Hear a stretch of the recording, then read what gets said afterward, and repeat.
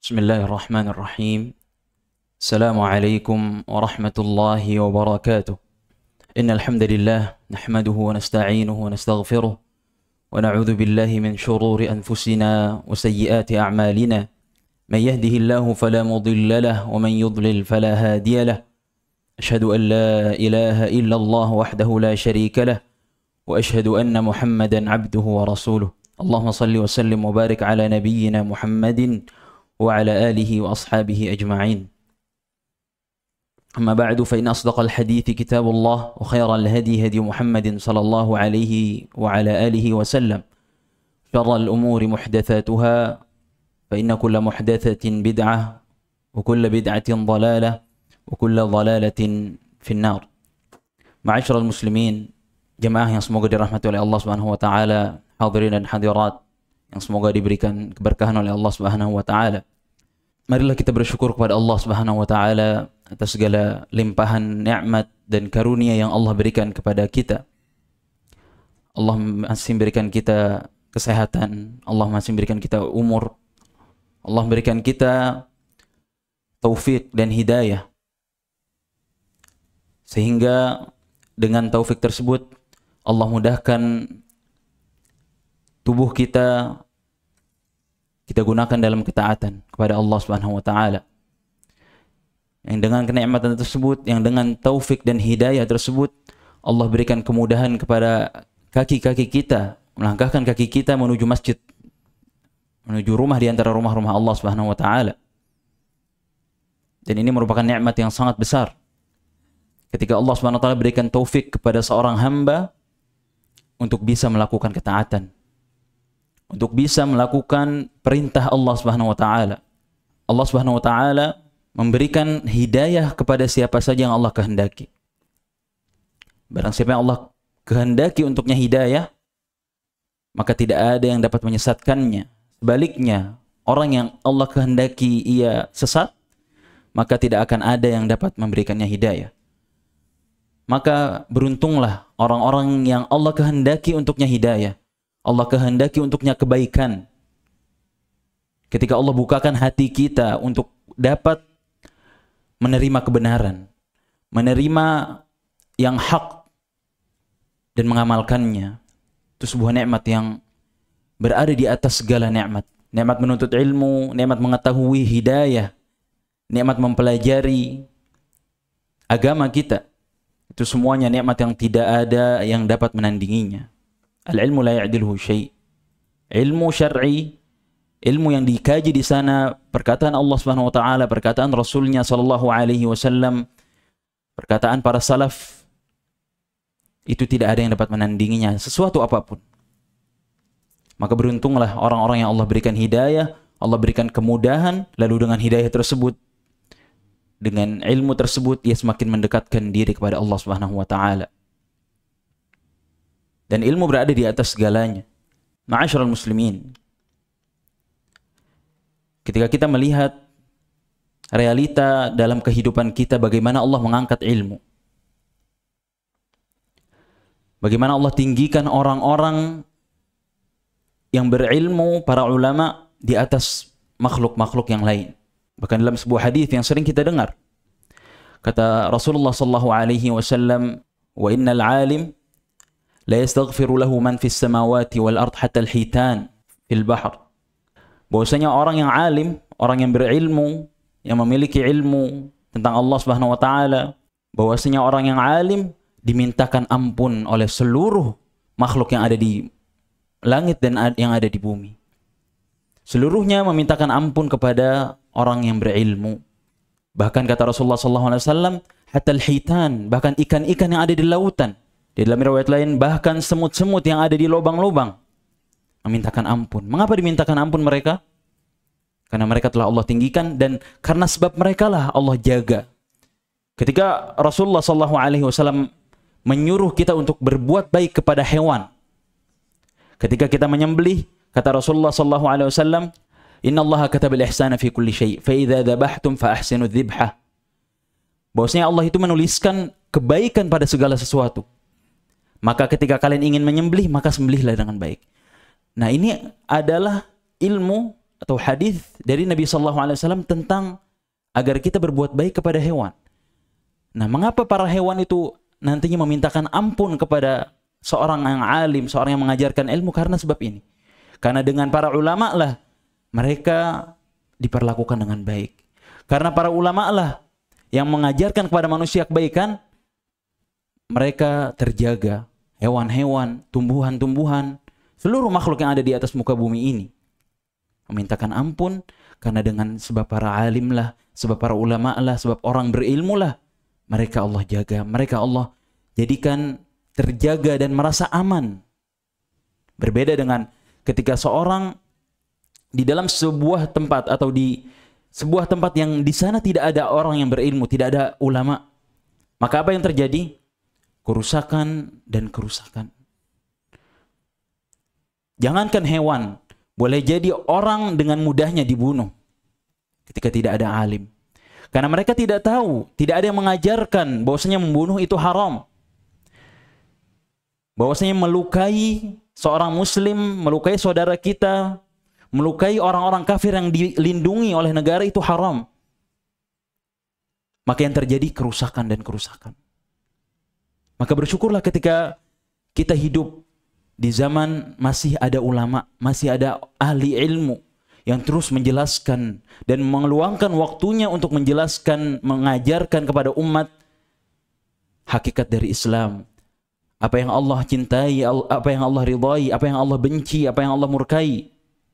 Yang dengan itu kita terjaga, kita merasa aman dan bersedihlah tatkala Allah mulai cabut nikmat itu. Allah mulai angkat ilmu itu yang perlahan demi perlahan. Perlahan tapi pasti. Ketika ilmu itu diangkat, ketika ilmu itu sudah mulai Allah cabut, maka yang terjadi adalah kerusakan, kekacauan, ketidakteraturan dalam kehidupan. Apakah Allah mencabut ilmu begitu saja dari hati-hati orang yang berilmu? Tidak. Namun kata Rasulullah sallallahu alaihi wasallam, "Inna Allah la yaqbidul ilma intiza'an yantazi'uhu." Kata Rasulullah sallallahu alaihi wasallam, sesungguhnya Allah Subhanahu wa taala tidaklah mencabut ilmu itu dari dada-dada orang yang berilmu, tidak. Walakin yaqbiduhu biqabdil ulama. Tapi ilmu itu dicabut, kata Rasulullah sallallahu alaihi wasallam, dengan diwafatkannya para ulama. Lalu kata Rasulullah sallallahu alaihi wasallam, hatta idza lam yubqi aliman, sampai suatu waktu yang di sana tidak ada satupun ahli ilmu.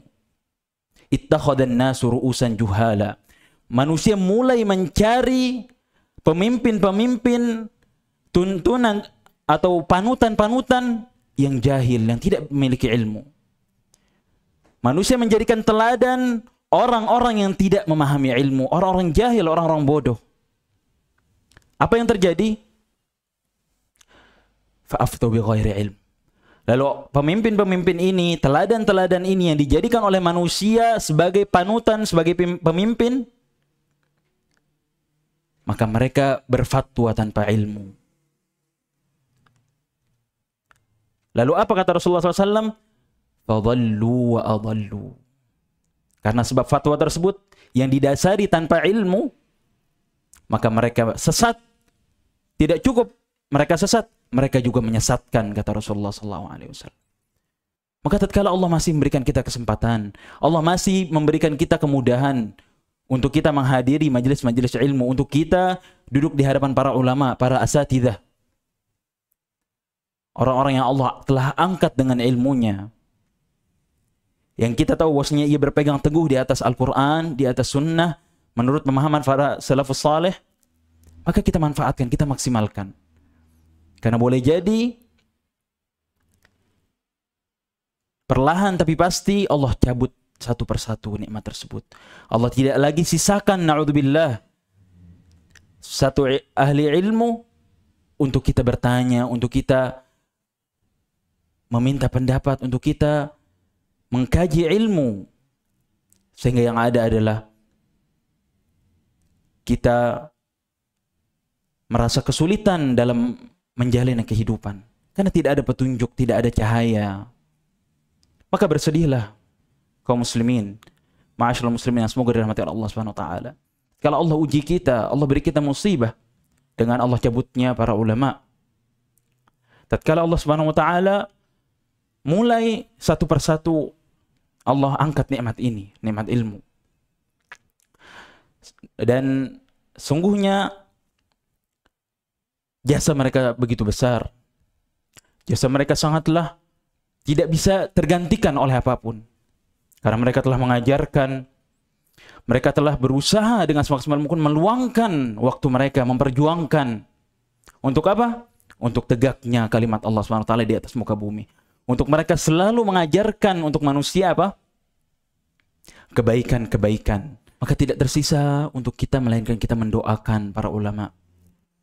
Mendoakan para ahli ilmu. Yang Allah Subhanahu wa taala tinggikan mereka dengan ilmu, kita muliakan mereka, kita berusaha memaksimalkan orang yang masih hidup di antara mereka, kita ambil ilmunya. Dan kita doakan mereka yang telah Allah wafatkan agar Allah Subhanahu wa taala meninggikan derajat mereka, membalas mereka dengan sebaik-baik balasan.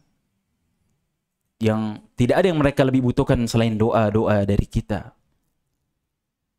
Yang kita suatu saat akan menyusul. Dan kita tidak tahu kapan itu akan terjadi. Namun, begitulah yang para ulama katakan. Bahwasanya ahli ilmu, orang yang berilmu itu akan ditemukan oleh manusia, akan dimuliakan, akan diangkat. Walaupun ia sudah wafat. Kata seorang penyair, kata seorang ahli ilmu dalam sebuah syairnya, wa tufqadu in jahilta wa anta baqin wa tufqadu in alimta wa tujadu in alimta wa in fukit. Engkau ketika engkau jahil, ketika engkau tidak memiliki ilmu, engkau akan hilang dari mata manusia. Engkau tidak dikenal, engkau tidak didoakan walaupun engkau masih hidup. Sebaliknya, ketika engkau berilmu, engkau memiliki ilmu, apa kata seorang ulama tersebut? Wa tujadu in alimta wa in fukitta. Engkau ketika berilmu, engkau akan ditemukan oleh manusia, engkau akan dikenal, engkau akan diambil ilmunya. Walaupun engkau sudah meninggal, wa in fukitta. Engkau akan didoakan, engkau akan dimintakan rahmat oleh Allah Subhanahu wa taala. Dan itu merupakan nikmat yang besar. Yang itu merupakan bukti bahwasanya Allah muliakan mereka. Maka kita berusaha sebelum Allah cabut nikmat itu dari kita, berusaha dengan semaksimal mungkin kita meminta taufik dari Allah Subhanahu wa taala agar Allah mudahkan kita dalam menuntut ilmu, dalam mengkaji ilmu, dalam mempelajari kitab-kitab para ulama.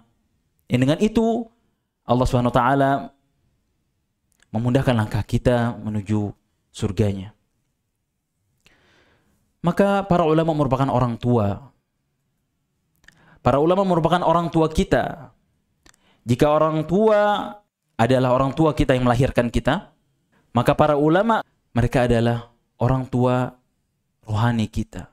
Orang tua bagi hati kita yang senantiasa mengajarkan kepada kita, mendidik kita dengan sabar, mengajarkan kepada kita yang hak dan melarang kepada kita dari yang batil. Dan mereka semua itu berhak untuk kita doakan. Baik orang tua secara nasab kita ataupun orang tua rohani kita, itu para ulama. Maka jangan lupakan mereka dalam doa-doa kita. Ketika kita berdoa, yang mana kata Rasulullah SAW, doa seorang muslim bagi saudaranya ketika saudaranya tersebut tidak ada di sisinya, itu adalah doa yang mustajab, yang tidak akan tertolak. Maka ketika kita mendapatkan kesempatan untuk mengangkat tangan kita berdoa kepada Allah SWT, maka jangan pernah lewatkan orang tua kita dalam doa kita dan para ulama. Bahkan Syekhul Islam Ibnu Taimiyah rahimahullah ta'ala ketika wafat, beliau tidak meninggalkan satupun anak keturunan. Tidak, karena beliau tidak menikah. Namun apa kata para ulama tentang beliau? Naam, beliau memang tidak menikah dan tidak memiliki anak. namun beliau meninggalkan umat yang mendoakan beliau setelah meninggal. Maka kita sebagai penuntut ilmu, orang yang mengambil ilmu dari para ulama, hendaknya tidak meninggalkan doa kita untuk kedua orang tua kita dan juga para ulama dan seluruh kaum muslimin. Ketika kita berdoa, maka doakanlah Allahumma ighfir lil muslimin wal muslimat. Ya Allah, berikanlah ampun kepada kaum muslimin dan kaum muslimat. Al-ahya'i minhum wal amwat, baik itu yang masih hidup ataupun yang sudah wafat. Allahumma ighfir li ulama'ina warhamhum. Ya Allah, ampunilah ulama-ulama kami dan berilah rahmat kepada mereka dan seterusnya. Ya, dengan itu sebagai bentuk terima kasih kita, sebagai bentuk penghormatan kita, balas jasa kita, kita tidak mungkin tidak bisa dan tidak akan pernah bisa. Orang yang telah mengajarkan kita Al-Quran, orang yang telah mengajarkan kita hadis Nabi SAW, tidak akan kita bisa balas. Meskipun kita balas dengan harta sebanyak apapun, dengan dunia tidak bisa. Karena yang diajarkan adalah perkataan Allah, perkataan Rasulnya SAW, dan perkataan para ulama salafus saleh. Maka tidak ada yang dapat menandingi perkataan-perkataan tersebut. Tidak ada yang dapat menandingi ilmu yang telah diajarkan. Maka apa yang bisa kita lakukan? Memperbanyak berdoa untuk mereka, memintakan ampun. Semoga Allah SWT menjaga ulama-ulama kita yang masih hidup. Semoga Allah menjaga para asatidzah, ustadz-ustadz kita yang masih Allah berikan kehidupan, yang masih diberikan kesempatan untuk mengajarkan kepada kita ilmu. Dan semoga Allah merahmati dan mengampuni dosa para ulama, para ustadz-ustadz kita yang telah Allah panggil, yang telah Allah cabut nyawanya. Semoga Allah pertemukan kita kembali nanti di surganya kelak. Amin ya rabbal alamin. Ma'asyiral muslimin, hadirin hadirat yang semoga dirahmati oleh Allah Subhanahu wa taala.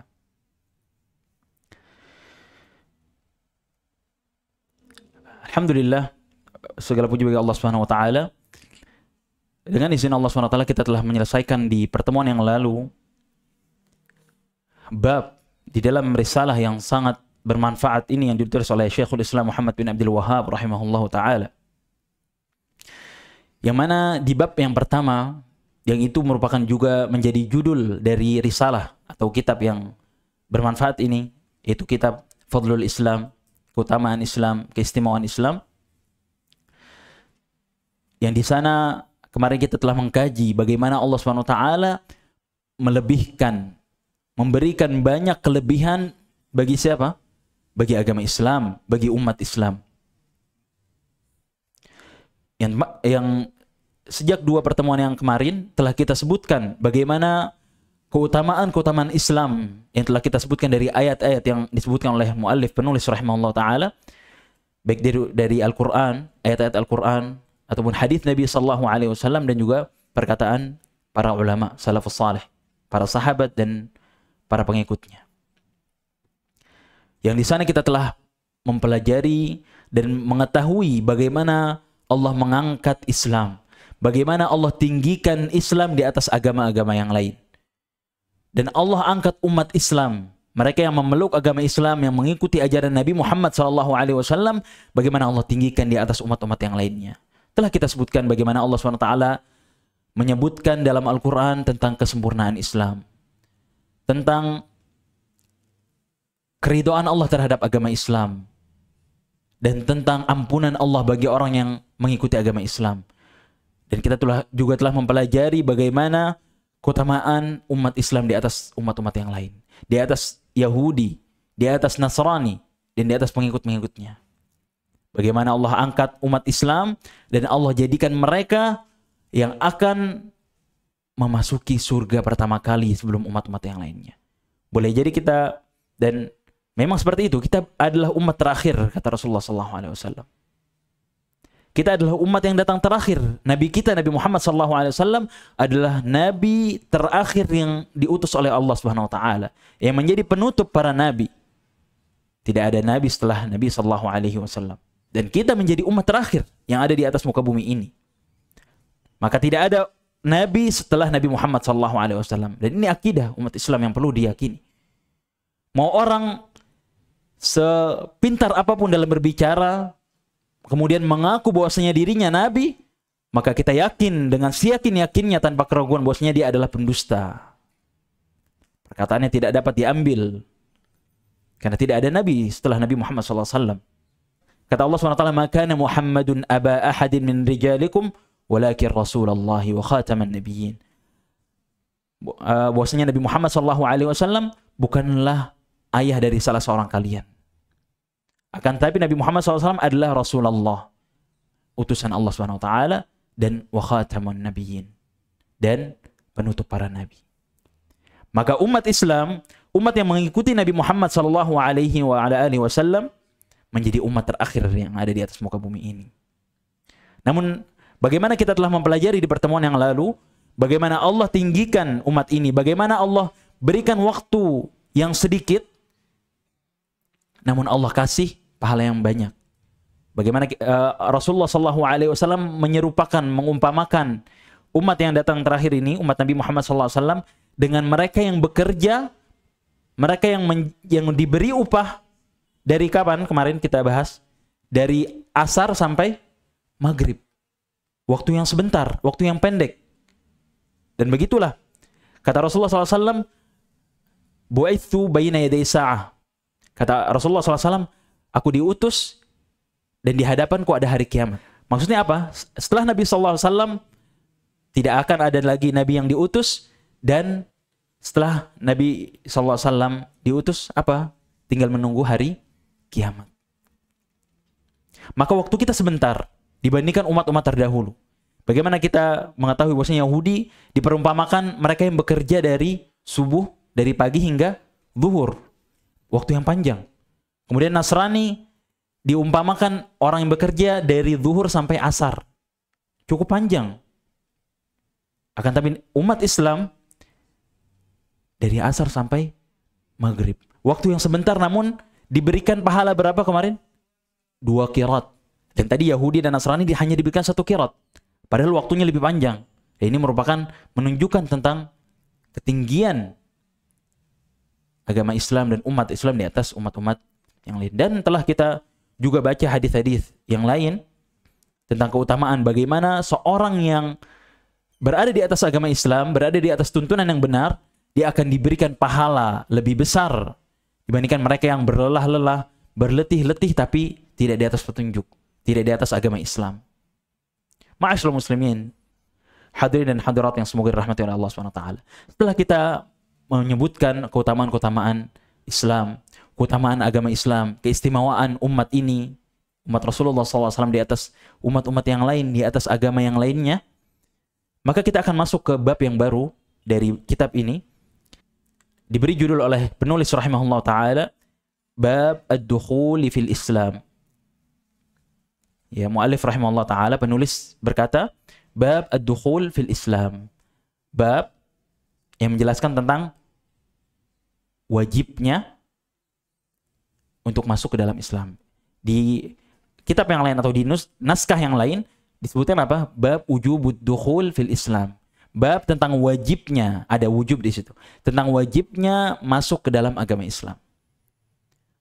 Ya, setelah beliau menyebutkan keutamaan-keutamaannya, maka beliau menjelaskan bahwasanya masuk Islam itu wajib.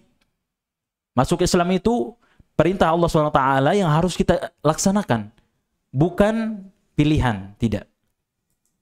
Maka pada zaman ini mungkin kita mendengar orang-orang yang bahkan berdalil dengan Al-Quran tentang bahwasanya masuk Islam itu tidak wajib. Apa yang mereka bawa? Dalil apa yang mereka bawa? Ayat Allah SWT, perkataan Allah SWT, yang kata Allah SWT, La ikraha fid din.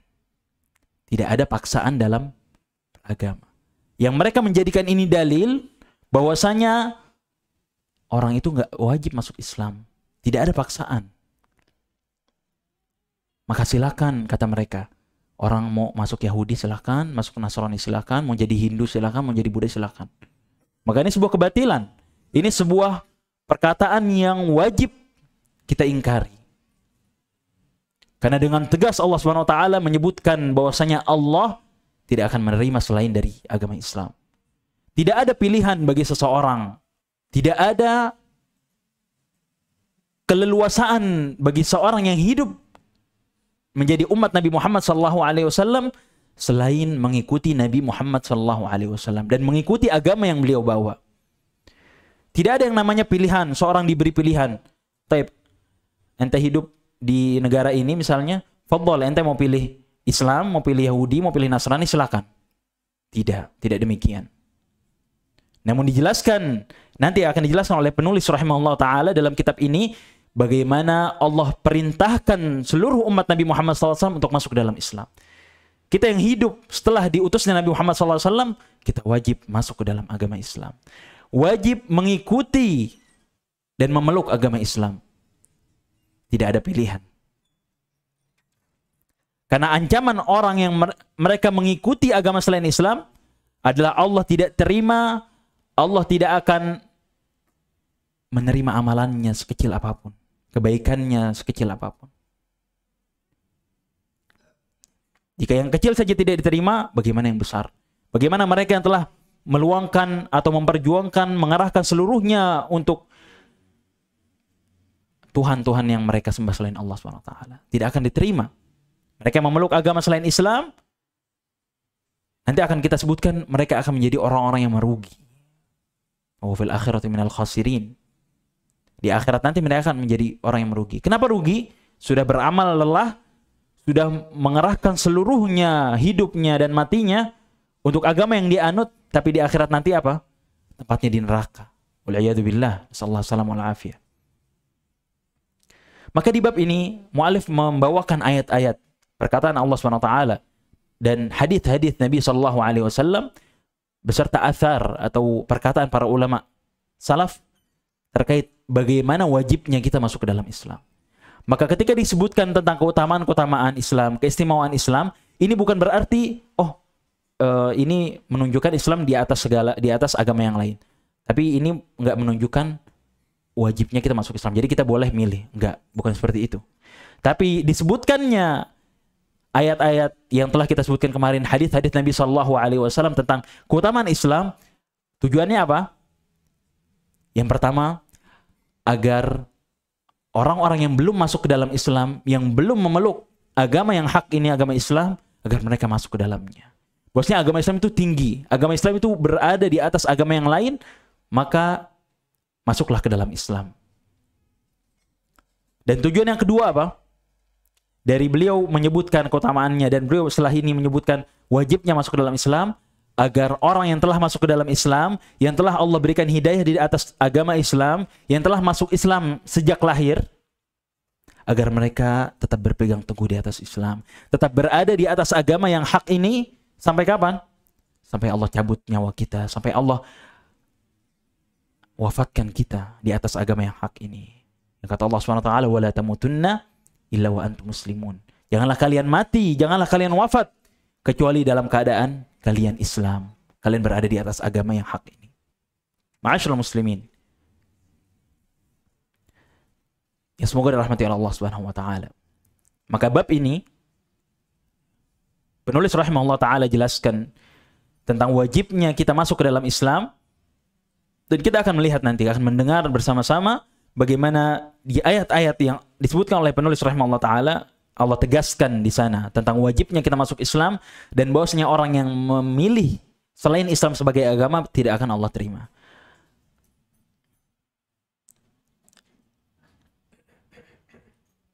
Dalam sebuah ayat, Allah Subhanahu wa taala, sebelum kita masuk ke ayat yang disebutkan oleh muallif rahimahullah taala, dalam sebuah ayat Allah Subhanahu wa taala berfirman apa? Ya ayyuhalladzina amanu udkhulu fis silmi kaffah wa la tattabi'u khutuwatis syaitan innahu lakum aduwwum mubin.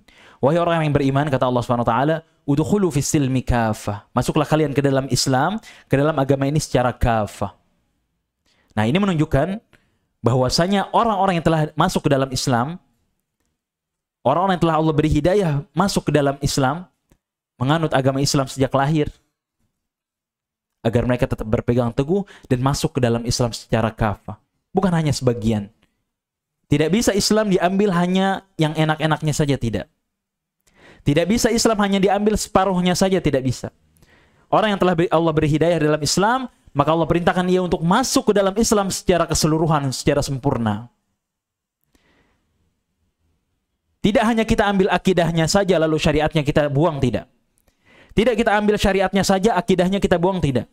Orang masuk ke dalam Islam, Allah perintahkan dia untuk masuk secara kafah seluruhnya.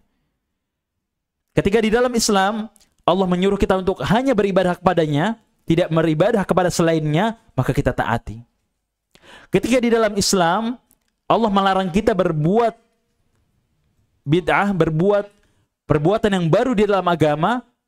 Allah melarang itu, Rasulullah SAW melarang kita dari itu semua, maka kita jauhi.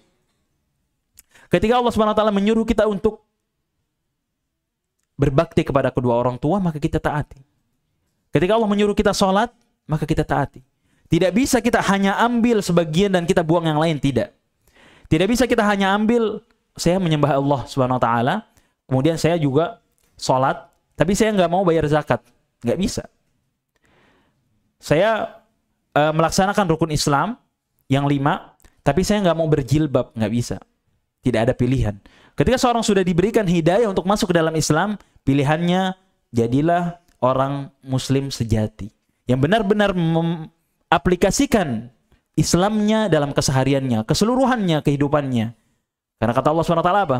Qul inna salati wa nusuki wa mahyaya wa mamati lillahi rabbil alamin. Katakanlah wahai Muhammad, sesungguhnya salatku, sesembelihanku, hidupku dan matiku.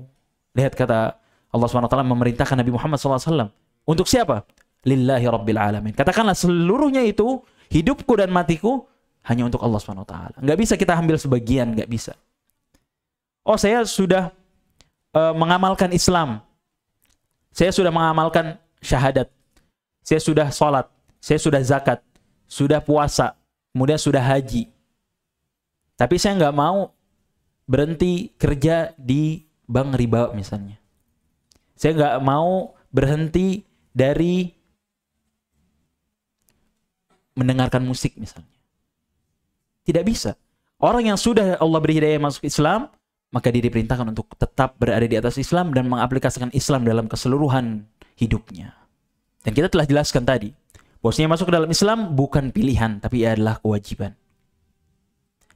Kata Rasulullah SAW dalam sebuah haditsnya, ini menunjukkan bahwasanya orang-orang yang hidup setelah diutusnya Nabi Muhammad SAW tidak ada pilihan baginya kecuali mengikuti Nabi Muhammad SAW dan mengikuti agama yang dibawa oleh Nabi Muhammad SAW.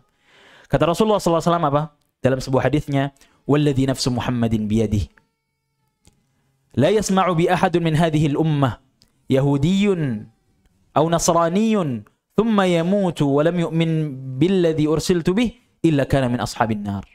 Dalam hadits yang diriwayatkan oleh Muslim, oleh Imam Muslim rahimahullah taala, Rasulullah SAW bersabda apa? "Walladzi nafsu Muhammadin biyadihi." Demi zat yang jiwaku berada di kedua tangannya. La yasma'u bi ahadun min hadhihi al-ummah. Tidak ada, kata Rasulullah SAW, demi Allah, demi zat yang jiwaku berada di tangannya, tidaklah mendengar tentang aku, siapa? La yasma'u bi ahadun min hadhihi al-ummah. Seorang pun dari umat ini, tidaklah ada seorang pun dari umat ini yang mendengar kabar tentangku, tentang diutusnya Nabi Muhammad SAW. Baik itu, kata Rasulullah SAW, Yahudiyun, baik itu dia orang Yahudi, au Nasraniyun, atau orang Nasrani. Thumma yamut wa lam yu'min billadzi ursiltu bih. Kemudian ia meninggal dalam keadaan tidak beriman kepadaku, tidak mengikuti apa yang aku diutus dengannya, itu Islam. Illa kana min ashabin nar. Melainkan dia akan menjadi penghuni neraka, kata Rasulullah SAW. Jadi seluruhnya orang-orang yang berada, yang menjadi umat Nabi Muhammad SAW. Apa yang dimaksud dengan umat Nabi Muhammad SAW di sini? Jadi umat Nabi Muhammad SAW itu ada dua. Jemaah yang semoga dirahmati oleh Allah SWT. Ada namanya umat ad-da'wah, ada namanya umat ijabah. Ummatud da'wah dan ummatul ijabah. Jadi umat Nabi Muhammad SAW itu terbagi dua. Ada ummatud da'wah, ada ummatul ijabah. Apa umat dakwah? Umat dakwah adalah seluruhnya, seluruh umat, seluruh manusia yang lahir setelah diutusnya Nabi Muhammad SAW. Atau sejak diutusnya Nabi Muhammad SAW, sampai nanti Allah tegakkan hari kiamat, maka itu termasuk menjadi ummatud dakwah. Umat dakwahnya Nabi Muhammad SAW. Yang Nabi Muhammad SAW diperintahkan untuk mendakwahkan mereka semuanya. Ini umatud dakwah. Baik itu dia beragama Yahudi, beragama Nasrani, beragama Majusi, dan dia hidup setelah diutusnya Nabi Muhammad SAW, maka dia merupakan umat dakwah Nabi Muhammad SAW. Yang Nabi diperintahkan untuk mendakwahkan mereka untuk masuk ke dalam Islam. Nabi merintahkan mereka, mengajak mereka untuk mengikuti agama Allah yang hak ini, yaitu Islam. Itu umatud dakwah. Jadi seluruhnya, bahkan pada hari ini misalnya kita lihat ada orang-orang Nasrani, orang-orang Yahudi, itu semuanya umat Nabi Muhammad SAW, umatud dakwah. Itu umat dakwahnya Nabi Muhammad SAW. Yang Nabi diperintahkan untuk mendakwahi mereka semuanya. Yang kedua adalah ummatul ijabah.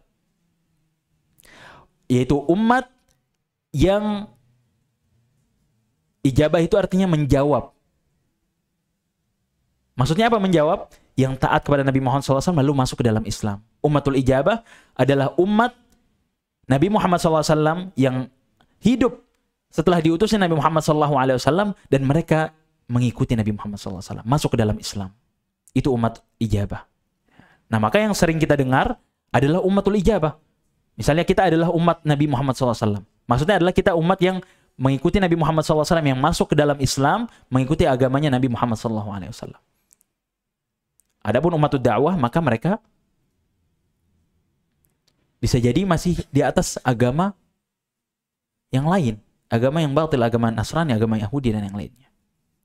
Nah, yang dimaksud oleh Nabi Muhammad SAW di hadis ini, walladzi nafsu Muhammadin biyadihi, tidaklah, kata Rasulullah SAW, demi Allah, tidak ada satupun dari umatku, min hadhil ummah, dari umat ini. Maksudnya apa? Umatud dakwah. Baik itu dia Yahudi, Nasrani, atau yang lainnya.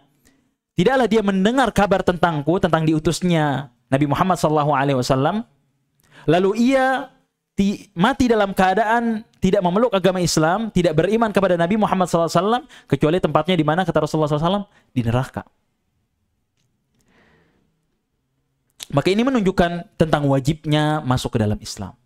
Tentang wajibnya seseorang yang hidup setelah diutusnya Nabi Muhammad SAW untuk mengikuti Nabi Muhammad SAW.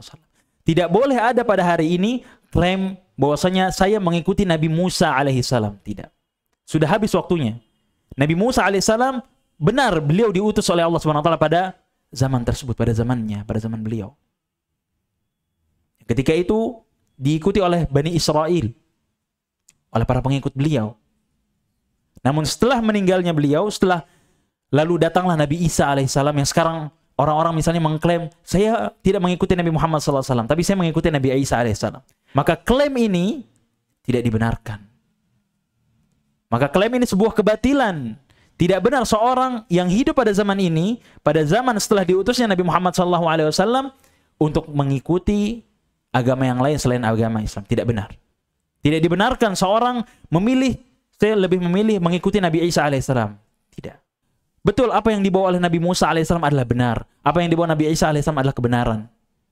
Namun setelah datangnya Nabi Muhammad SAW, setelah diutusnya Nabi Muhammad SAW ke muka bumi, maka tidak ada pilihan bagi seorang yang mendengar kabar tentang beliau, mendengar tentang diutusnya beliau, tidak ada pilihan untuknya selain mengikuti agama yang Nabi SAW bawa, agama Islam. Tidak boleh seorang memilih, saya memilih agama Yahudi, saya memilih agama Nasrani, saya lebih memilih tidak beragama misalnya, waliyadzubillah. Tidak bisa. Seorang tidak memiliki keleluasaan, melainkan mengikuti Nabi Muhammad SAW dan mengikuti agama yang beliau bawa. Hadis ini sangat jelas, menunjukkan kepada kita bahwasanya umat yang datang setelah Nabi Muhammad SAW, yaitu umat Nabi Muhammad SAW, setelah diutusnya Nabi Muhammad SAW, wajib bagi mereka, bukan pilihan, wajib. Wajib untuk mengikuti agama yang Nabi Muhammad SAW bawa.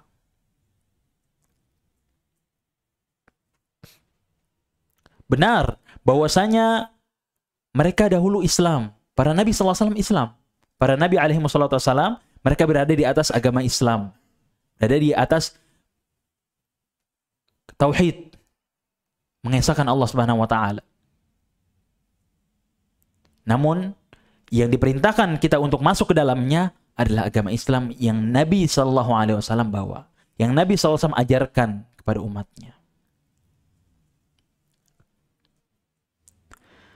Maka di dalam bab ini, setelah kita jelaskan tadi bahwasanya bab ini bertujuan dua. Yang pertama untuk mengajak atau memerintahkan semua yang belum masuk ke dalam Islam untuk masuk ke dalam Islam. Yang kedua, agar orang-orang yang sudah berada di atas agama Islam berpegang teguh dan tetap berada di atasnya sampai akhir hayatnya. Yang itu tidak dapat kita laksanakan, kita aplikasikan. Kita tidak akan bisa kokoh di atas agama ini benar-benar dalam mempraktekkan agama Islam yang kita anut, melainkan dengan dua perkara, kata para ulama. Yang pertama apa? Al-ilhah ala Allah bisu'al, yaitu senantiasa meminta kepada Allah Subhanahu wa taala. Meminta agar Allah kokohkan kaki kita di atas agama Islam. Kita yang sudah Allah berikan kesempatan masuk ke dalam Islam, bahkan tanpa kita minta, kita hidup, kita lahir di keluarga muslim. Mayoritas kita. Namun bagaimana kita bisa kokoh di atasnya? Tidak ada yang bisa menjamin kita akan mati di atas agama Islam, tidak. Semuanya berkat pertolongan Allah SWT yang sudah kita bahas pada pertemuan sebelumnya, bahwasanya Islam merupakan fadl, karunia dari Allah SWT yang perlu terus kita minta kepada Allah agar Allah kokohkan kita. Maka yang pertama cara agar kita kokoh di atas agama ini, diantaranya yang pertama, kita meminta kepada Allah SWT. Senantiasa merengek kepada Allah SWT, memelas. Tidak heran bahwasanya kita diperintahkan untuk membaca Al-Fatihah di setiap rakaat sholat kita. Minimal 17 kali kita meminta. Apa yang kita minta? Ihdinas siratal mustaqim. Ya Allah, tunjukilah kepada kami jalan yang lurus. Apa yang maksud jalan yang lurus? Islam diantaranya.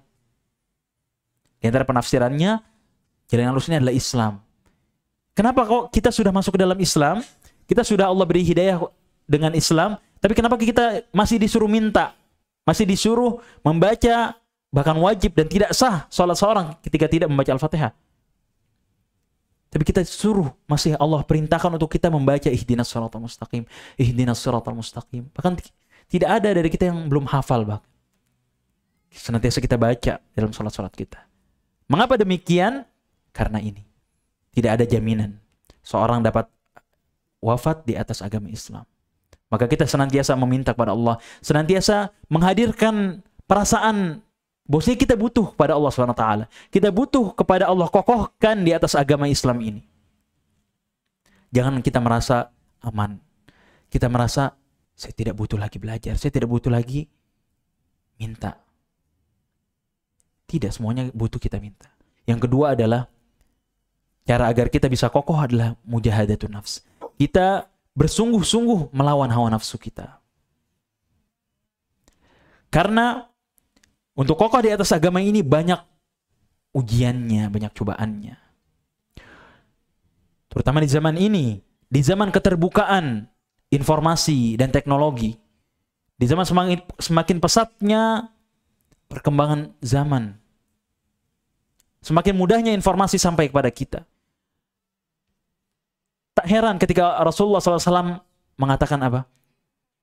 Bahwasanya pada akhir zaman nanti, orang yang berpegang teguh dengan agamaku, dengan sunnahku, seperti apa? Seperti memegang bara. Seperti menggenggam bara api. Karena sulit. Boleh jadi dahulu, di zaman dahulu sebelum Allah mudahkan untuk kita teknologi-teknologi yang seperti sekarang ini, lebih mudah untuk menjaga agama. Mengapa? Karena boleh jadi seorang ketika di dalam rumahnya, dia tidak keluar, ketika ia ingin merasa aman, ingin berlindung dari fitnah, berlindung dari ujian, dia tinggal masuk rumah. Boleh jadi dengan dia masuk ke rumah, ia akan selamat dari fitnah atau ujian yang ada.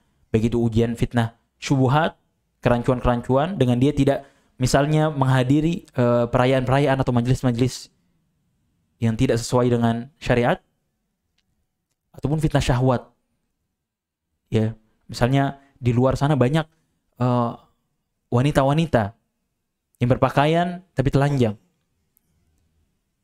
Dahulu ketika ingin selamat tinggal masuk rumah, tinggal berlindung di dalam rumah. Pada hari ini dengan keterbukaan, dengan kemudahan-kemudahan ini, bahkan di dalam rumah seorang diberi ujian. Boleh jadi di luar dia baik, sallallahu alaihi wasallam, namun di dalam rumahnya ia tidak selamat dari fitnah tersebut. Maka tugas kita adalah bersungguh-sungguh melawan hawa nafsu kita, berjihad. Jihad yang paling utama, yang paling pertama apa? Kita jihad melawan hawa nafsu kita yang ada dalam diri kita. Bagaimana kita berusaha semaksimal mungkin agar kita tidak terjatuh ke dalam fitnah. Yang fitnah ini nantinya akan mengeluarkan kita dari Islam, yang akan menyimpangkan jalan kita dari jalan Islam. Maka kita senantiasa memohon kepada Allah Subhanahu wa taala agar Allah kokohkan kaki kita, agar Allah mudahkan kita dalam melawan hawa nafsu kita, agar kita terhindar dari fitnah-fitnah. Ujian-ujian, baik itu fitnah syubhat, fitnah kerancuan-kerancuan dalam beragama, ataupun fitnah syahwat. Ya, fitnah yang berkaitan dengan hawa nafsu kita. Masyaallah muslimin, ya semoga dirahmati oleh Allah Subhanahu wa taala. Maka Islam yang kita diperintahkan untuk masuk ke dalamnya mencakup seluruhnya. Mencakup akidahnya, mencakup juga syariatnya. Seluruhnya kita harus masuk ke dalam Islam secara keseluruhan tanpa terkecuali, tanpa tapi. Oh, saya masuk ke dalam Islam tapi saya masih mau berzina misalnya, waliyadzubillah. Saya masuk ke Islam, saya taat ke Rasulullah SAW, tapi saya masih mendengarkan musik, saya masih berjudi, waliyadzubillah. Saya masih bertransaksi dengan transaksi riba, waliyadzubillah. Tidak. Seorang yang sudah masuk ke dalam Islam diperintahkan untuk masuk ke dalam Islam secara kaf. Barakallahu fikum. Kita masuk insyaallah pada ayat yang pertama yang beliau sebutkan. Penulis rahimahullah taala berkata, wa qaulullahi ta'ala, wa man yabtaghi ghayra al-islam dina falan yuqbala min wa huwa fil akhirati minal khasirin. Penulis rahimahullah taala membawakan ayat dari surat Ali Imran ayat ke-85, yaitu firman Allah Subhanahu wa taala, wa man yabtaghi ghayra al-islam dinan falan yuqbala min wa huwa fil akhirati minal khasirin. Dan barang siapa, kata Allah Subhanahu wa taala, yang mencari agama, yabtaghi ghayra al-islam dinan, mencari agama selain agama Islam, kata Allah Subhanahu wa taala apa? Falan yuqbala min, maka Allah tidak akan terima agama itu. Allah tidak akan menerima amalan yang mereka lakukan di dalam agama itu. Cukup sampai situ? Tidak. Allah lanjutkan, wa huwa fil akhirati minal khasirin. Dan ia yang mencari agama selain Islam, yang menjadikan agama Islam sebagai agama selain Islam, apa ancamannya? Tidak akan diterima amalan dia, dan dia pada akhirat nanti termasuk orang-orang yang merugi. Orang-orang yang rugi. Dalam ayat ini terdapat faedah yang sangat besar. Bahwasanya tidak ada pilihan sebagaimana kita sebutkan tadi. Bahwasanya kita wajib menjadikan Islam sebagai agama, dan agama yang lain tidak bisa kita jadikan sebagai agama. Mengapa demikian? Karena orang-orang yang beragama dengan agama selain Islam, ia beramal dengan amalan-amalan di luar ajaran-ajaran Islam, maka ia tidak akan diterima amalannya, dan di akhirat nanti merugi. Maka kerugian apa yang lebih besar dibandingkan kerugian seorang pada akhiratnya? Ia mengira ketika ia memeluk agama selain Islam, ketika ia menjadikan selain Islam sebagai agama, ia beragama Yahudi misalnya, atau Nasrani, atau Majusi, atau ia beragama Hindu, Buddha, Konghucu atau sebagainya, ia beramal. Dan gak mungkin ketika kita tanya, kamu untuk apa beramal? Pasti dia jawab apa? Ingin surga, ingin kebaikan, ingin dapat balasan. Bagi mereka yang beriman dengan akhirat, beriman dengan hari akhir, mereka pasti akan menjawab, saya ingin mendapatkan balasan yang besar, saya ingin mendapatkan surga, saya ingin beristirahat nanti setelah mati misalnya. Tapi orang yang mencari agama selain Islam, dia sudah beramal, sudah berlelah letih. Sudah kita sebutkan ayat pada pertemuan-pertemuan sebelumnya. Bagaimana orang-orang yang mengira dirinya beramal, dirinya melakukan amalan kebaikan, padahal sejatinya ia tidak mendapatkan kecuali keletihan. Mereka mengira bahwasanya agama yang mereka anut, ajaran yang mereka laksanakan dalam keseharian mereka, itu merupakan agama atau ajaran yang benar, yang itu nantinya akan dibalas dengan balasan yang baik di akhirat kelak. Maka kata Allah, tidak akan diterima, dan di akhirat nanti mereka termasuk orang yang merugi. Bagaimana tidak merugi? Seluruh hidupnya sudah mereka kerahkan, seluruh hartanya mungkin telah mereka keluarkan agar bisa mereka menjadi pengikut yang benar dalam ajaran agama tersebut. Namun ternyata pada akhirat nanti mereka masuk ke dalam api neraka. Betapa terkejutnya mereka. Tatkala mereka mengira mereka akan mendapatkan sesuatu yang besar, sesuatu yang nikmat di atas kenikmatan, tapi sejatinya ternyata setelah sampai di akhirat nanti, mereka Allah masukkan ke dalam api neraka karena tidak beragama dengan agama Islam. Maka itulah kerugian yang nyata. Kata Allah SWT, khosirat dunya wal akhirah. Dzalika huwal khusranul mubin. Orang yang seperti itu, ia merugi dunianya dan akhiratnya. Dunia tidak dapat. Dunia boleh jadi dia dilebihkan hartanya oleh Allah SWT, tapi ia harus mengeluarkan misalnya harta-harta mereka untuk menjadi benar-benar menjadi pengikut di agama tersebut. Dan di akhiratnya mereka tidak dapat apa-apa. Bahkan mereka dimasukkan ke dalam api neraka sehari, 2 hari, tidak. Berapa? Selama-lamanya. Tidak ada ujungnya. Senantiasa diadab oleh Allah Subhanahu wa taala. Maka seorang yang beragama dengan agama Islam, kebalikan dari ayat yang Allah sebutkan. Apa? Berarti orang yang beragama dengan agama Islam, yang beragama dengan apa yang ditunjuki oleh Rasulullah SAW, maka Allah akan menerima dari orang tersebut, dari amalan tersebut. Dan di akhirat nanti apakah merugi? Tidak. Menjadi orang-orang yang beruntung. Seorang yang beragama dengan agama Islam, menjadikan Islam sebagai agama, Allah akan terima amalan mereka. Mereka telah beramal. Yang kata Allah SWT, ketika Allah masukkan mereka ke dalam surga, apa kata Allah SWT? Ya, bima kuntum ta'malun. Ini adalah balasan dari apa yang kalian telah lakukan, amalan yang kalian telah lakukan, dengan sebab amalan yang kalian lakukan. Di banyak ayat Allah sebutkan bahwasanya ketika Allah masukkan ke dalam surga, itu adalah sebab amalan kalian, sebab amalan-amalan yang kalian kerjakan di dunia yang sesuai dengan syariat Islam. Maka orang-orang yang beragama dengan agama Islam, Allah akan terima mereka, dan di akhirat nanti mereka menjadi termasuk orang-orang yang beruntung, tidak merugi. Karena amalan-amalan yang mereka lakukan sekecil apapun, yang kata Rasulullah SAW, mithqala dzarrah. Kata Allah SWT, wa man ya'mal mithqala dzarratin khairan yarah. Orang yang melakukan kebaikan walaupun hanya sebiji dzarrah, dia akan melihat balasannya. Dia akan melihat balasannya nanti walaupun hanya sebiji dzarrah. Sebaliknya orang yang tadi beramal di atas agama selain Islam, menjadikan agama selain Islam sebagai agama, sebagai ajaran, sebagai syariat, mau dia beramal dari awal dia lahir sampai dia mati, seluruh hidupnya ia gunakan untuk beribadah dalam agama tersebut, apa balasannya? Tidak ada. Dia akan merugi.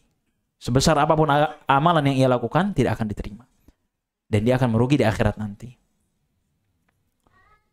Masyaallah muslimin, dalam ayat ini terdapat ancaman dari Allah Subhanahu wa taala bagi orang yang mencari selain agama Islam sebagai agama. Ancamannya apa? Tidak akan Allah terima, dan di akhirat nanti menjadi orang yang merugi. Dan ini menunjukkan wajibnya kita masuk ke dalam Islam. Ya, karena selain Islam tidak Allah terima, maka masuklah ke dalam Islam. Yang hanya di Islam ini Allah menerima amalan-amalan dari para hambanya. Maka kita tidak bisa semena-mena. Kita tidak bisa, saya menyembah Allah Subhanahu wa taala, saya meyakini Allah itu sesembahan misalnya. Saya meyakini bahwasanya Allah itu sesembahan, maka saya akan menyembah Allah dengan cara yang saya buat. Menurut saya cara ini baik, menurut saya tuntunan ini adalah tuntunan yang baik, pasti Allah terima. Nggak bisa. Di dalam Islam, tidak bisa seorang muslim mengatakan demikian. Oh, menurut saya ini baik, menurut saya ini Allah cintai. Tapi ternyata pondasi dia, landasan dia bukan Al-Quran, bukan As-Sunnah, dan tidak sesuai dengan pemahaman para salafus saleh, yang adalah kesesatan. Amalannya tidak akan diterima. Walaupun itu baik, walaupun itu baik. Walaupun niatnya hanya kebaikan.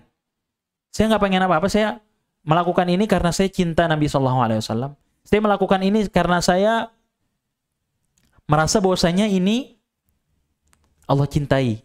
Tapi ternyata tidak ada landasannya. Tidak bisa.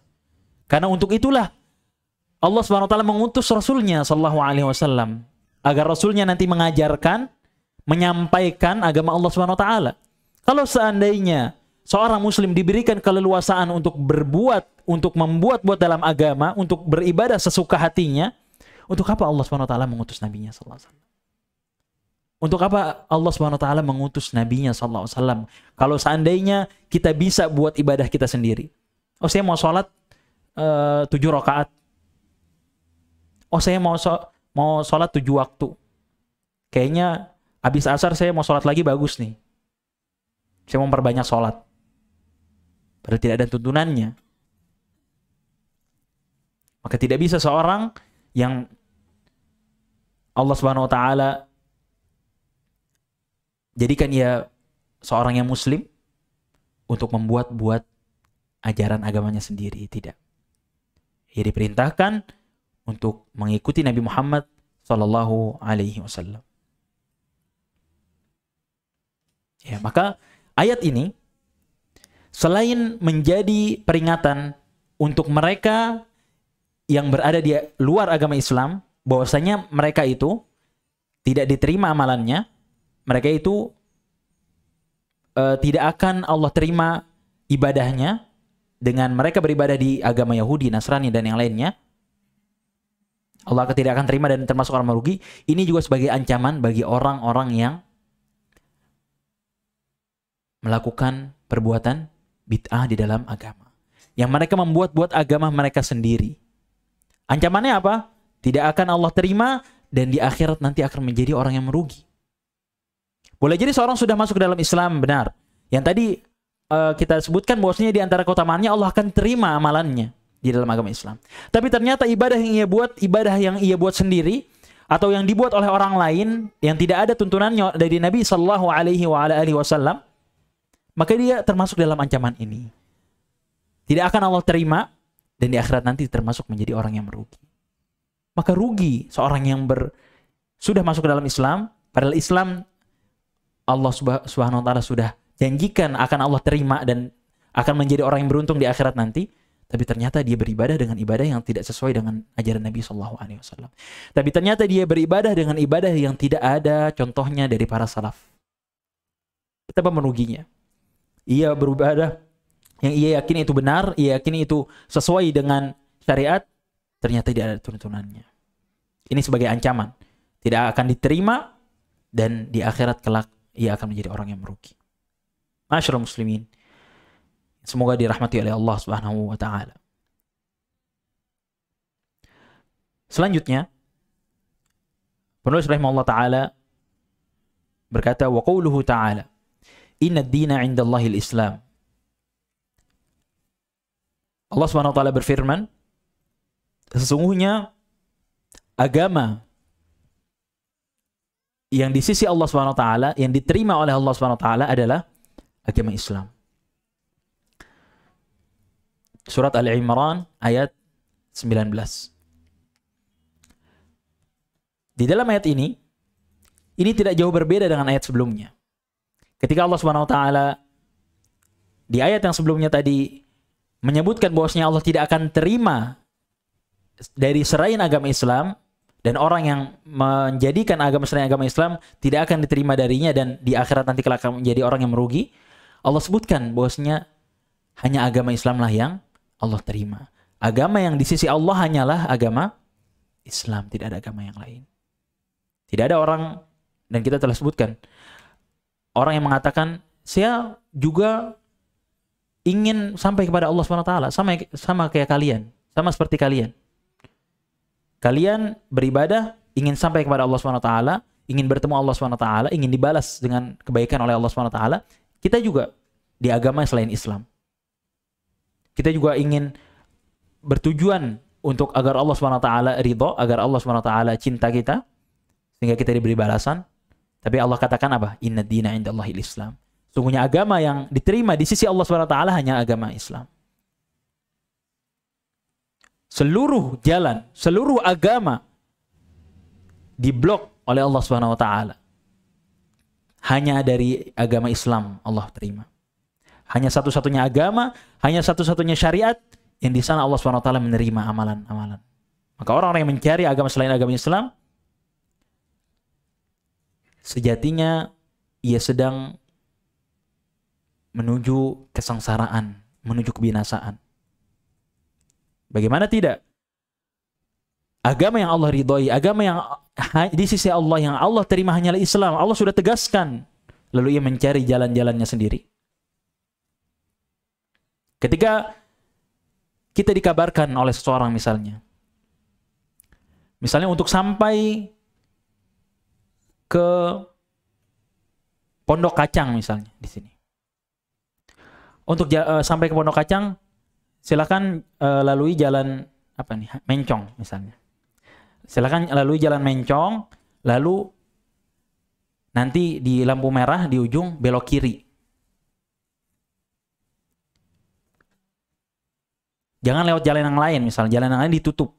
Sudah dijelaskan, jalan yang lain ditutup. Hanya jalan ini aja, lurus, lampu merah belok kiri, udah. Ternyata apa? Misalnya dari sini belok kanan. Dia ternyata ambil jalan, pilih belok kiri. Ya, ke arah Sariasi. Ke arah Ciledug. Atau misalnya dia tetap jalan lewat jalan ini, jalan Mencong, tapi ternyata dia lewat jalan yang lain. Memilih lewat gang-gang kecil. Padahal tidak ada petunjuknya. Padahal di situ sudah dijelaskan dari awal, itu tidak akan menyampaikan engkau ke Pondok Kacang. Begitulah permisalannya orang yang sudah dijelaskan bahwasanya hanya agama Islam lah yang menyampaikan kepada Allah SWT.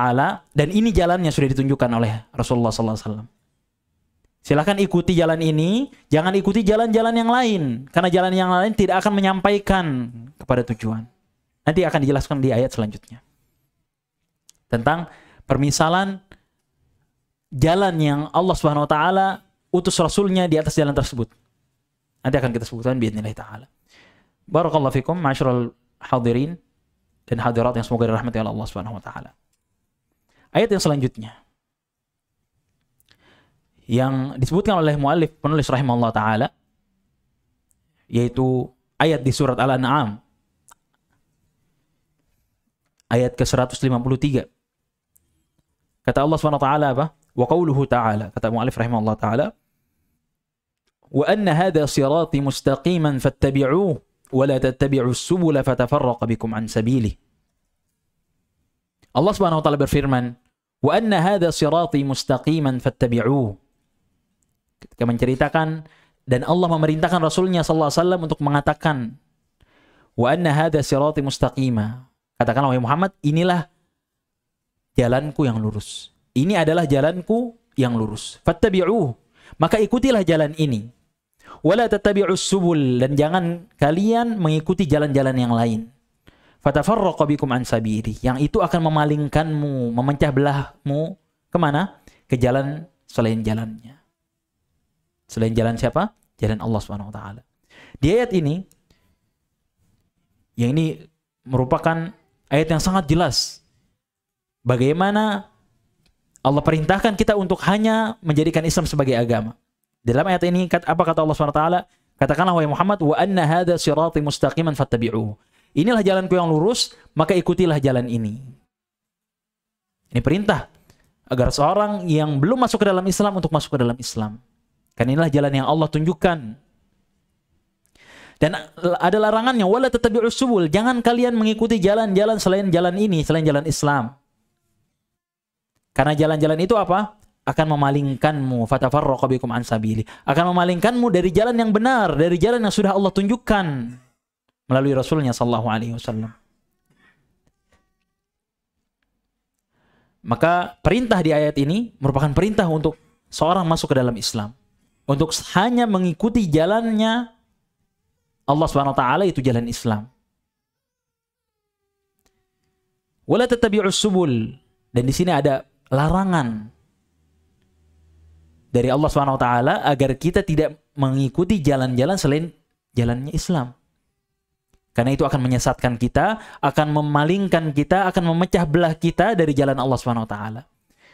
Seorang yang memiliki tujuan Allah Subhanahu wa taala, yang ia menjadikan Allah Subhanahu wa taala sebagai tujuan, yang menjadikan surganya sebagai tempat terakhirnya, tempat pilihannya untuk dia beristirahat nanti, maka silakan ia tempuh jalan ini dan jangan menempuh jalan-jalan yang lain. Karena jalan-jalan itu tidak akan bisa menyampaikan kita kepada Allah Subhanahu wa taala. Sebagaimana sebuah jalan yang diperintahkan kita untuk menempuh jalan tersebut yang kita sudah diberi petunjuk. Jalan ini penuh dengan petunjuk, penuh dengan pencahayaan, banyak lampunya, banyak penerangannya. Sudah dijelaskan. Adapun jalan-jalan selainnya gelap, tidak ada petunjuk, dan boleh jadi tidak akan menyampaikan kita kepada tujuan. Maka dalam Islam, Allah suruh kita untuk masuk ke dalam Islam, ikuti jalan ini, itu jalan Islam. Jangan cari jalan yang lain, karena tidak akan menyampaikan kalian kepada jalan Allah SWT, kepada Allah SWT. Dan lihat di ayat ini, Allah katakan, wa anna hadza sirati mustaqima. Ini adalah jalanku yang lurus. Di sini Allah katakan dengan sirat, bentuk tunggal. Ini adalah jalanku, satu jalan. Bukan dua jalan, tiga jalan, tidak. Allah katakan di sini dengan menggunakan kata tunggal. Wa anna hadza sirati mustaqim. Ini adalah satu-satunya jalanku. Bisa dikatakan demikian. Tidak Allah katakan dua, tiga, tidak. Satu. Dan inilah yang kita minta setiap hari. Ihdinas siratal mustaqim. Maka inilah jalan yang lurus, satu. Dan lihat ketika Allah menyebutkan jalan-jalan selainnya. Wala tattabi'us subul. Di penggalan yang kedua, Allah menggunakan apa? Kata plural, kata jamak. Kata yang menunjukkan banyak. Maka ini menunjukkan bahwasanya yang hak itu ada berapa? Satu. Kebenaran hanya satu. Tidak bercabang, tidak berbilang. Dan sebaliknya, kebatilan dan jalan-jalan selain yang hak ini, selain yang satu ini adalah kesesatan. Maka ini menempik atau membantah mereka yang mengatakan bahwasanya kebenaran itu apa? Berbilang, kebenaran itu bukan hanya Islam. Kebenaran itu bukan hanya ada di agama ente, katanya. Jangan merasa paling benar. Karena semuanya akan menyampaikan kepada Allah. Semua agama itu sama, menyampaikan ke Allah SWT. Ada tidak seperti itu? Ada. Maka ini sebagai bantahan bahwasanya jalan-jalan selain agama Islam adalah jalan-jalan yang tidak akan menyampaikan kepada Allah SWT. Justru akan menyesatkan, dan tempat terakhirnya, ujung dari jalan tersebut adalah neraka. Waliyadzubillah. Maka seluruh jalan yang menyelisih jalan ini, jalan apapun itu, maka ia adalah kesesatan. Tidak akan menyampaikan kepada Allah SWT. Baik itu seorang waliyadzubillah menempuh jalan kekufuran. Ia tidak mau mengambil agama Islam sebagai agama. Atau ia mengingkari keesaan Allah Subhanahu wa taala. Atau mengingkari Al-Qur'an. Atau jalan-jalan itu adalah perbuatan bid'ah dalam agama yang belum pernah dicontohkan oleh Nabi sallallahu alaihi wasallam. Yang mana ketika seorang menempuh jalan-jalan ini akan menyesatkan. Ia menempuh jalan misalnya mengatakan bahwasanya Al-Qur'an adalah makhluk. Atau mengatakan bahwasanya banyak perkataan-perkataan atau perbuatan-perbuatan yang tidak ada contohnya oleh Nabi sallallahu alaihi wasallam, atau jalan-jalan itu berupa kemaksiatan. berupa perbuatan-perbuatan dosa yang itu pada ujungnya akan menyesatkan kita dari jalan Allah SWT. Maka kita diperintahkan untuk mengikuti jalan yang lurus ini satu, dan tidak belok-belok. Tidak ke kanan, tidak ke kiri. Hanya mengikuti jalan yang satu, tidak kita mengikuti jalan kekufuran, waliyadzubillah, tidak juga kita menempuh jalan kebid'ahan, tidak juga kita menempuh jalan kemaksiatan. Maka kita menyadari bahwasanya kita ternyata tidak berada di satu jalan ini, dan kita ternyata terpecah belah kepada jalan-jalan yang lain, maka segeralah kembali kepada jalan yang satu ini. Ketika kita menyadari bahwasanya ternyata, oh, saya melakukan sesuatu yang tidak dicontohkan oleh Nabi sallallahu alaihi wasallam. Ternyata saya melakukan perayaan yang tidak pernah dicontohkan oleh Nabi sallallahu alaihi wasallam. Ternyata saya melakukan amalan yang bahkan dikatakan syirik oleh Allah Subhanahu wa taala. Saya meminta kepada orang-orang yang telah mati misalnya. Oh, ternyata dengan saya melakukan ini, dengan saya menempuh jalan ini, saya bukannya sampai kepada Allah, saya akan makin sesat. Saya akan semakin berpaling dari jalan Allah SWT. Maka kembalilah. Ketika kita menyadari hal tersebut, masih ada kesempatan kita kembali. Bahwasanya agama yang Allah SWT ridhoi hanyalah agama Islam yang dibawa oleh Nabi SAW, yang di sana terdapat ajaran-ajaran yang menyampaikan kita kepada Allah SWT.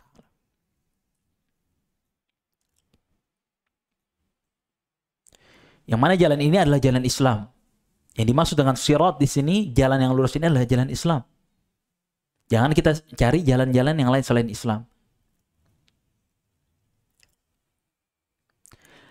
Seorang sahabat dalam sebuah hadis dikatakan bahwasanya Abdullah bin Umar radhiyallahu anhu, anaknya Umar bin Khattab, yaitu Abdullah bin Umar radhiyallahu anhu, pernah mendatangi Abdullah bin Mas'ud radhiyallahu anhu. Ketika itu Abdullah bin Mas'ud radhiyallahu anhu, seorang sahabat mulia, sahabat Nabi SAW, sedang berdiri dan bercerita di hadapan para sahabatnya. Maka Abdullah bin Umar radhiyallahu anhu ini bertanya kepada Abdullah bin Mas'ud, "Ya Aba Abdurrahman, ya Aba Abdurrahman, mas siratul mustaqim?" Wahai Abu Abdurrahman, apa itu siratul mustaqim? Dia menanyakan siratul mustaqim. Apa itu jalan yang lurus itu? Apa yang dimaksud? Maka Abdullah bin Mas'ud radhiyallahu anhu menjawab, "Qala tarakana Muhammadun sallallahu alaihi wasallam fi adnah wa tarfuhu fil jannah." Lihat, bahwasanya jawaban dari Abdullah bin Mas'ud apa? Bahwasanya Nabi Muhammad sallallahu alaihi wasallam meninggalkan kita di ujung jalan ini. Di ujung jalan as-siratul mustaqim ini. Jadi beliau mempermisalkan sirat ini, bahwasanya jalan itu kan ada ujungnya. Ujung yang satu dengan ujung yang terakhirnya, ujung yang pertama dengan ujung yang terakhirnya. Nah, beliau mempermisalkan bahwasanya siratul mustaqim itu Nabi Muhammad SAW mengajarkan kita berada di ujung jalan ini, di ujung jalan yang pertama. Yang pertama, di situ Rasulullah SAW mengajarkan agama Islam yang benar sesuai dengan apa yang Allah SWT perintahkan untuk diajarkan. Maka kita menempuh jalan itu sesuai dengan yang Nabi SAW ajarkan. Dan apa kata beliau? Wa tarfuhu fil jannah. Ujungnya nanti akan menyampaikan kemana? Ke surga. Maka siratul mustaqim ini adalah sirat yang Nabi SAW ajarkan kepada umatnya untuk kita nempuh, untuk kita melalui jalan tersebut, yang nanti ujung jalan tersebut adalah surga. Adapun jalan-jalan yang lain, tidak. Tidak ada jalan yang akan menyampaikan ke surga Allah SWT selain dari jalan Islam. Dalam sebuah hadis Nabi SAW bersabda, atau Abdullah bin Mas'ud radhiyallahu anhu menceritakan bahwasanya pada suatu hari khattalana Rasulullah SAW khattan.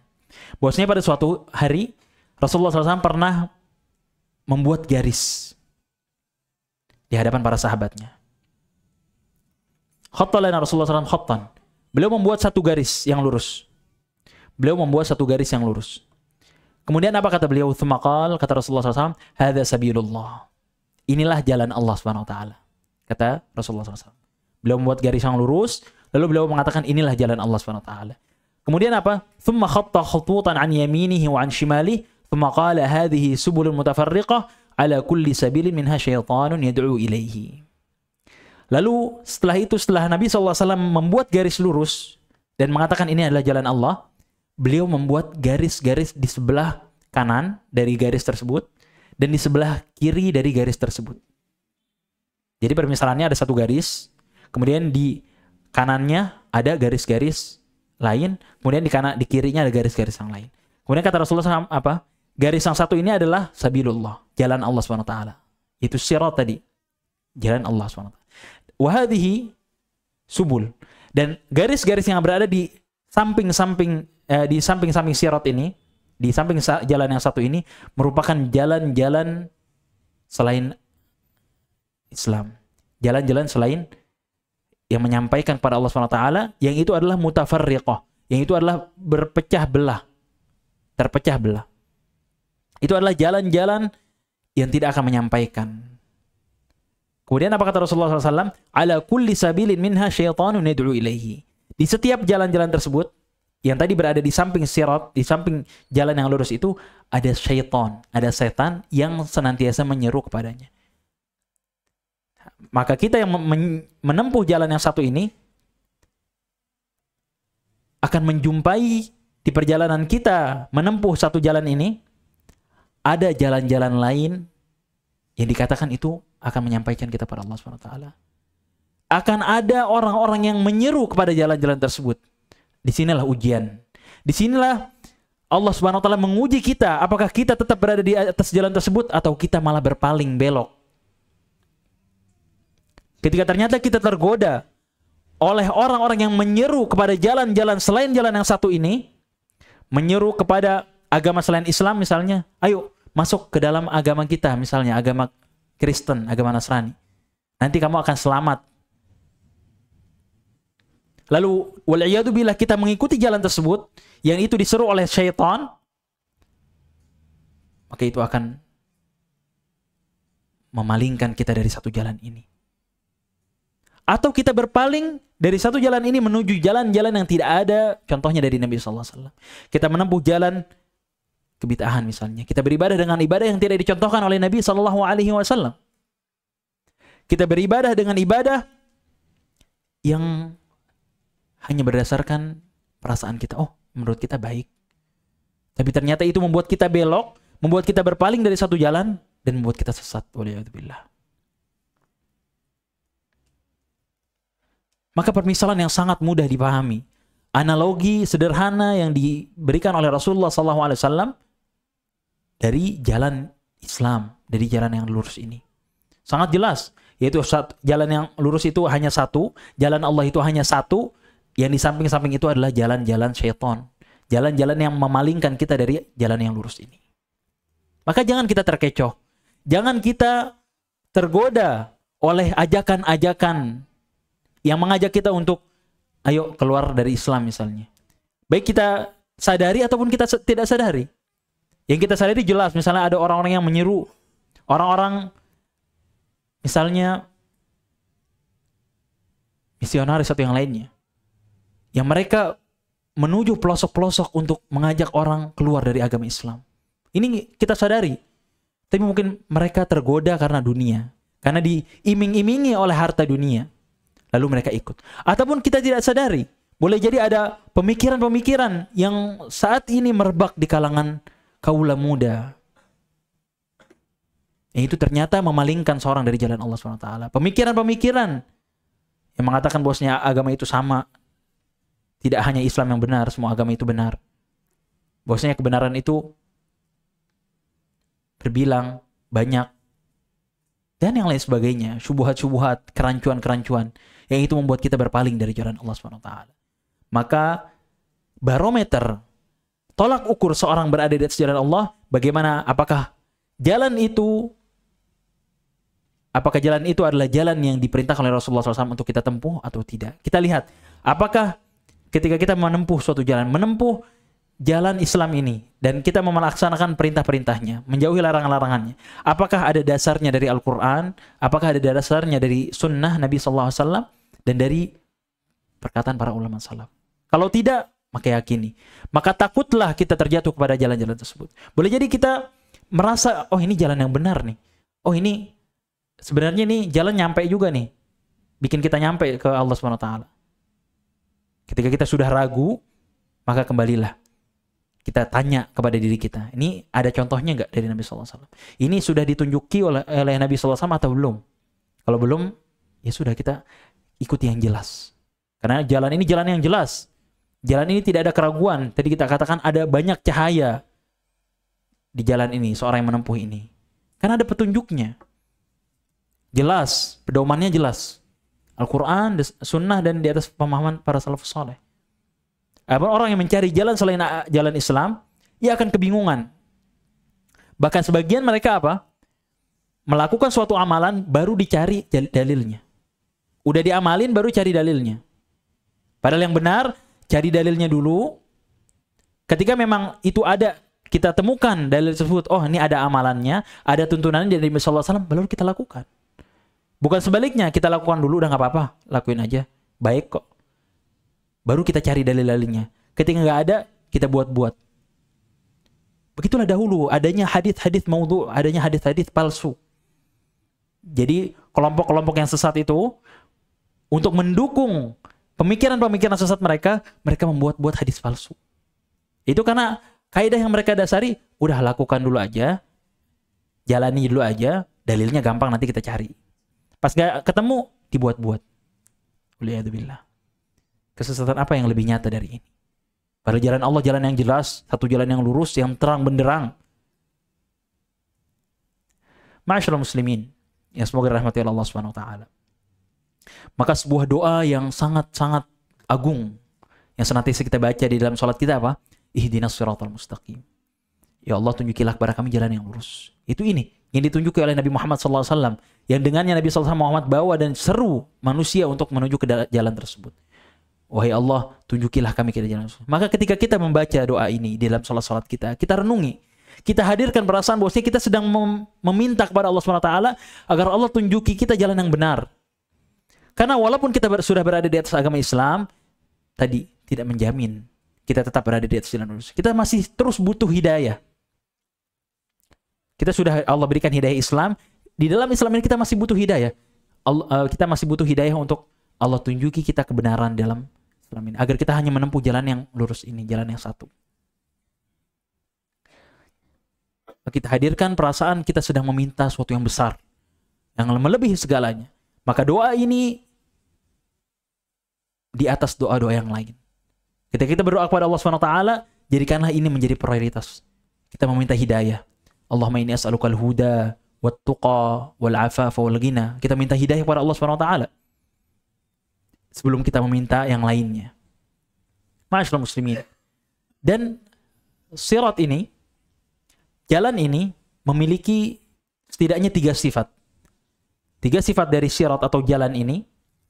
Yang pertama adalah istiqomah, al-istiqomah, yaitu jalan ini sifatnya apa? Lurus.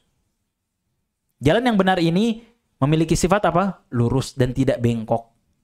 Jalan yang benar ini, jalan yang lurus ini tidak mungkin berbelok-belok, enggak, tapi lurus. Makanya disifati as-siratal mustaqim dalam ayat yang tadi kita baca. Dan di ayat ini yang tadi kita baca juga, wa anna hadza sirati mustaqima, ini adalah jalanku yang lurus. Maka sifat dari jalan ini adalah lurus, enggak bengkok-bengkok.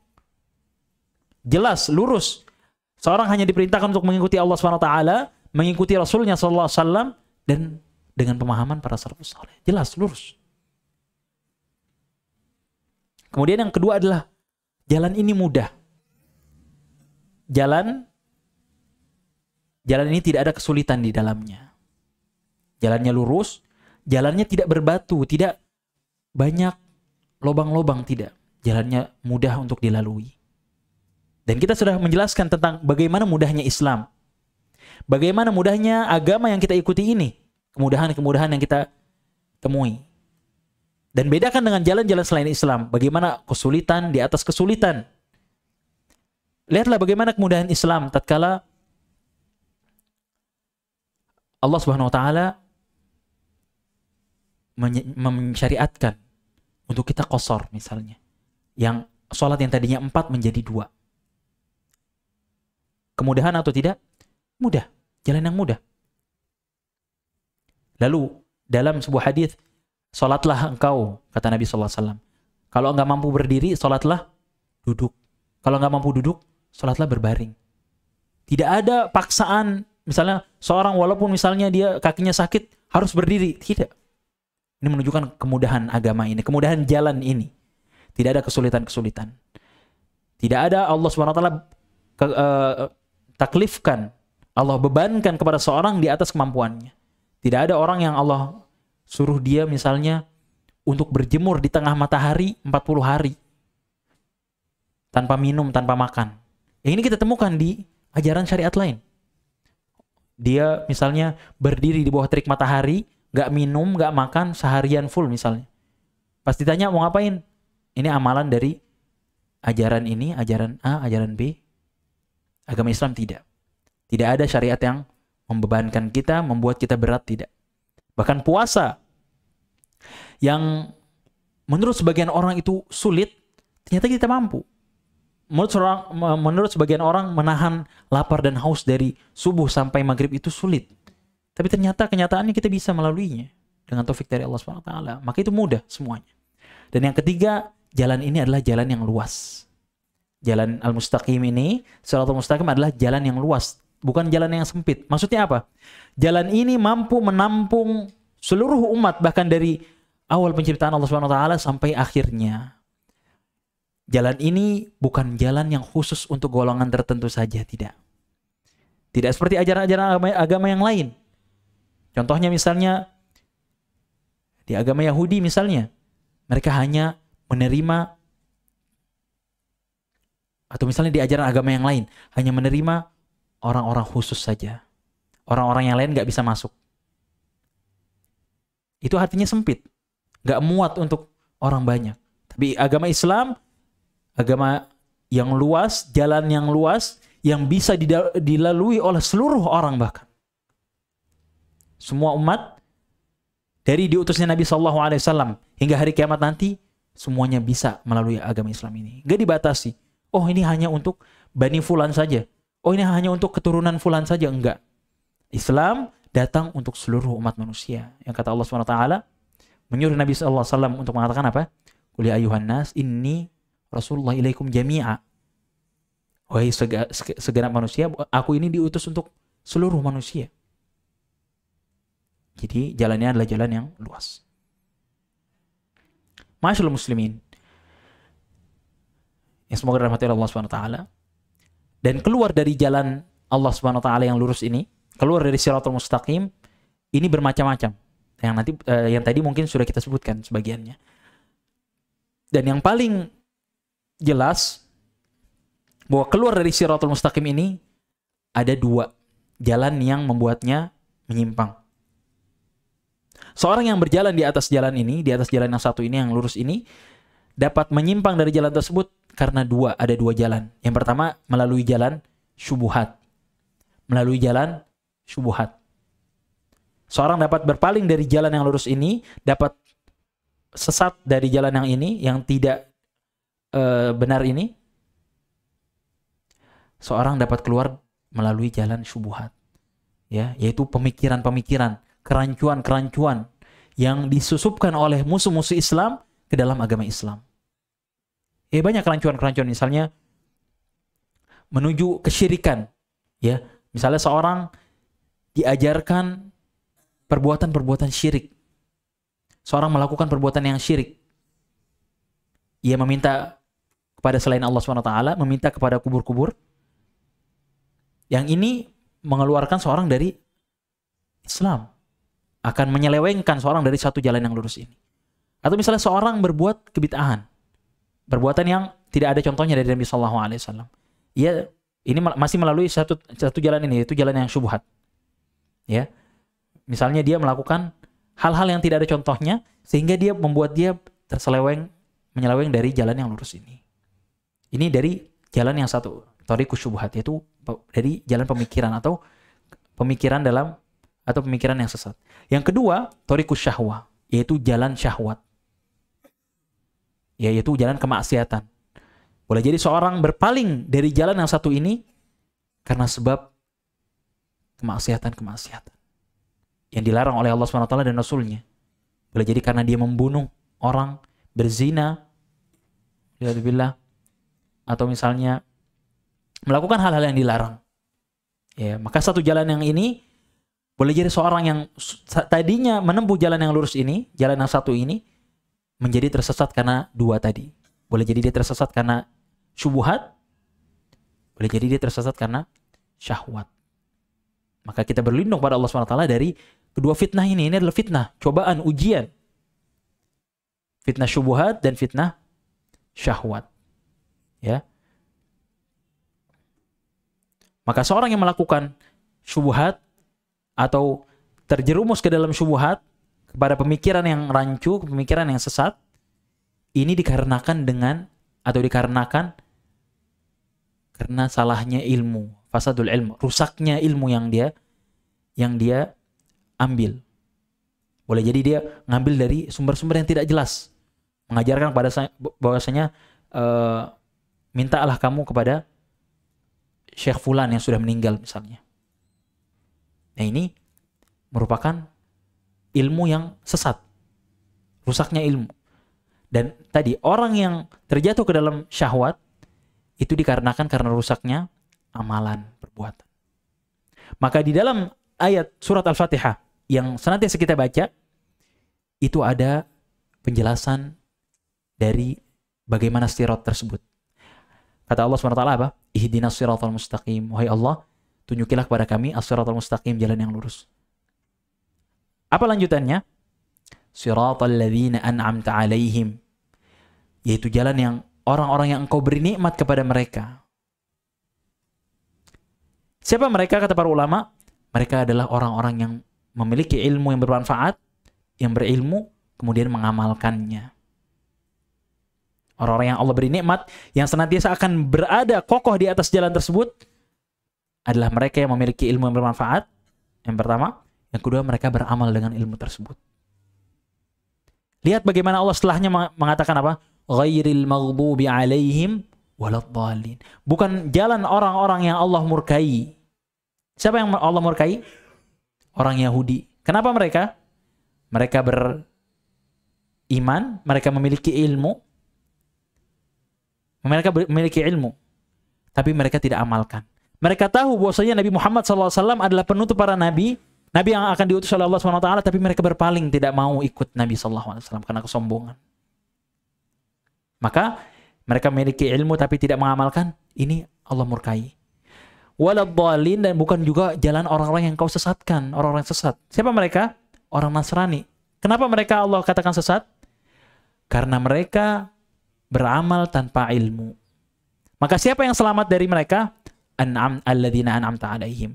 Itu mereka yang engkau berikan nikmat kepada mereka, yaitu orang yang terkumpul padanya dua, punya ilmu dan amal, diamalkan. Maka seorang yang ingin tetap berada di atas jalan yang lurus ini, hendaknya dia senantiasa mencari ilmu yang bermanfaat, menuntut ilmu agar ia bisa tetap kokoh di atas jalan ini, lalu diamalkan. Dengan kedua ini, seorang Allah jamin akan tetap berada di atas jalan ini dan tidak Allah sesatkan. Karena seorang yang terkena syubhat itu karena dia nggak tahu, dia nggak punya ilmunya. Karena dia nggak tahu ilmunya, maka ketika dikatakan syubhat, oh iya benar juga ya. Ketika misalnya dikatakan Quran itu makhluk misalnya, kemudian dia tidak tahu ilmunya, ia akan ikut. Oh iya ya, gitu misalnya. Tidak ada yang membentengi dia dari syubhat tersebut.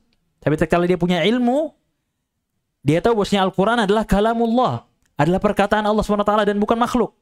Maka dia akan dengan mudahnya menolak perkataan tersebut. Ketika misalnya diberikan syubhat, contoh syubhat yang sekarang banyak tersebar di kalangan kaum muslimin. Kita itu pendosa, kata mereka.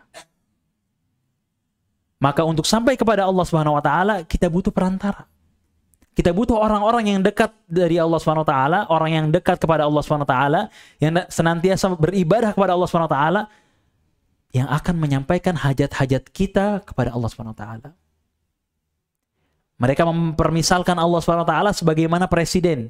Seorang rakyat jelata nggak bisa menemui presiden kecuali melalui ajudan-ajudannya, melalui bawahan-bawahannya, orang-orang terdekat dari presiden tersebut. baru bisa sampai.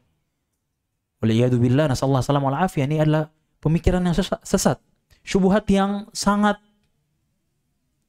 menyesatkan. Padahal kata Allah SWT apa? Wa qala rabbukum ud'uni astajib lakum.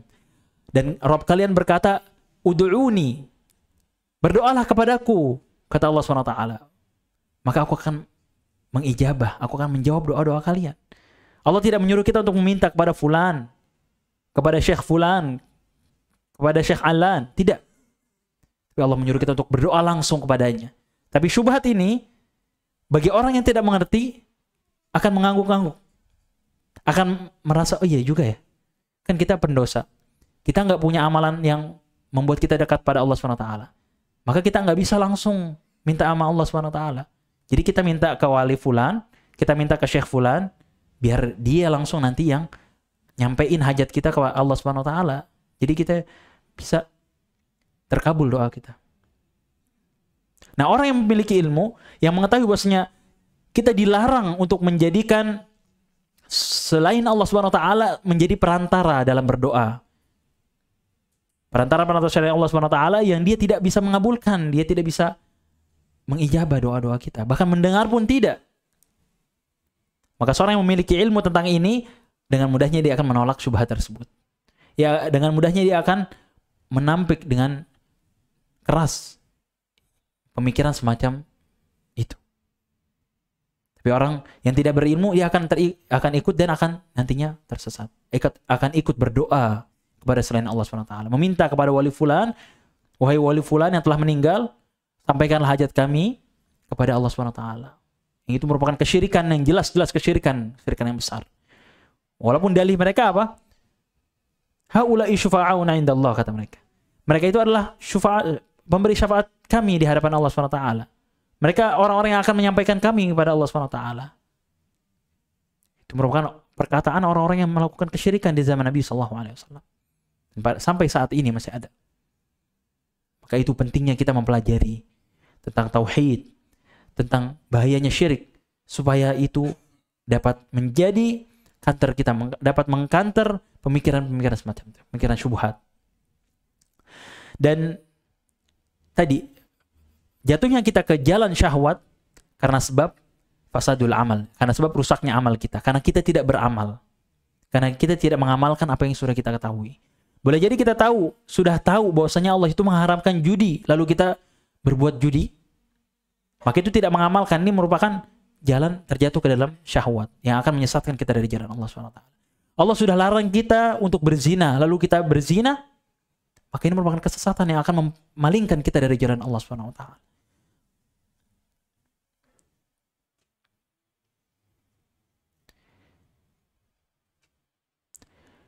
Ma'asyiral muslimin, jemaah yang semoga dirahmati Allah SWT. Lalu penulis rahimahullah ta'ala membawakan sebuah perkataan dari seorang ahli tafsir, yaitu Mujahid rahimahullah ta'ala, setelah beliau membawakan ayat yang tadi telah kita baca. Qala Mujahid rahimahullah ta'ala, as-subul al-bid'ah wa syubuhat. Ya, apa itu jalan-jalan yang tadi ini masuk dalam ayat tersebut? Wala tattabi'us subul, yang kita dilarang untuk mengambil atau menempuh jalan-jalan tersebut. Kata Mujahid rahimahullah ta'ala, seorang ulama, kata beliau, as-subul al-bid'ah wa syubuhat. Jalan-jalan itu adalah kebid'ahan, perbuatan bid'ah, dan juga syubuhat-syubuhat. Itulah yang akan memalingkan kita dari jalan Allah Subhanahu wa taala. Pemikiran-pemikiran yang tidak benar, pemikiran-pemikiran yang rancu, yang akan membuat kita berpaling dari jalan Allah Subhanahu wa taala. Ma'asyiral muslimin, semoga dirahmati oleh Allah Subhanahu wa taala.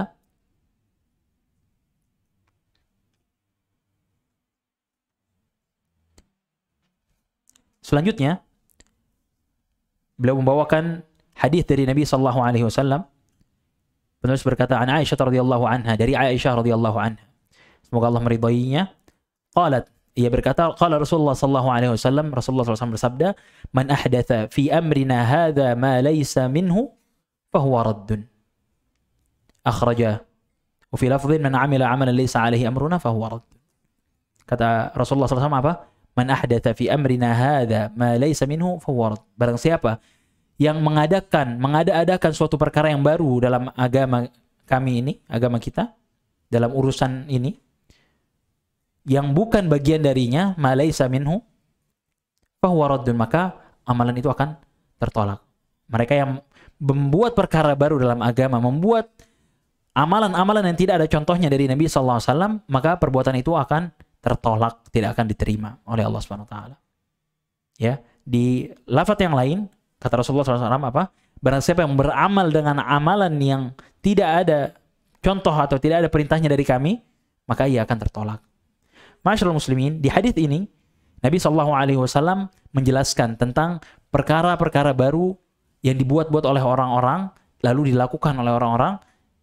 Nabi mengabarkan apa? Bahwasanya itu tidak akan diterima oleh Allah Subhanahu Wa Taala. Semakna dengan ayat yang tadi sudah kita baca.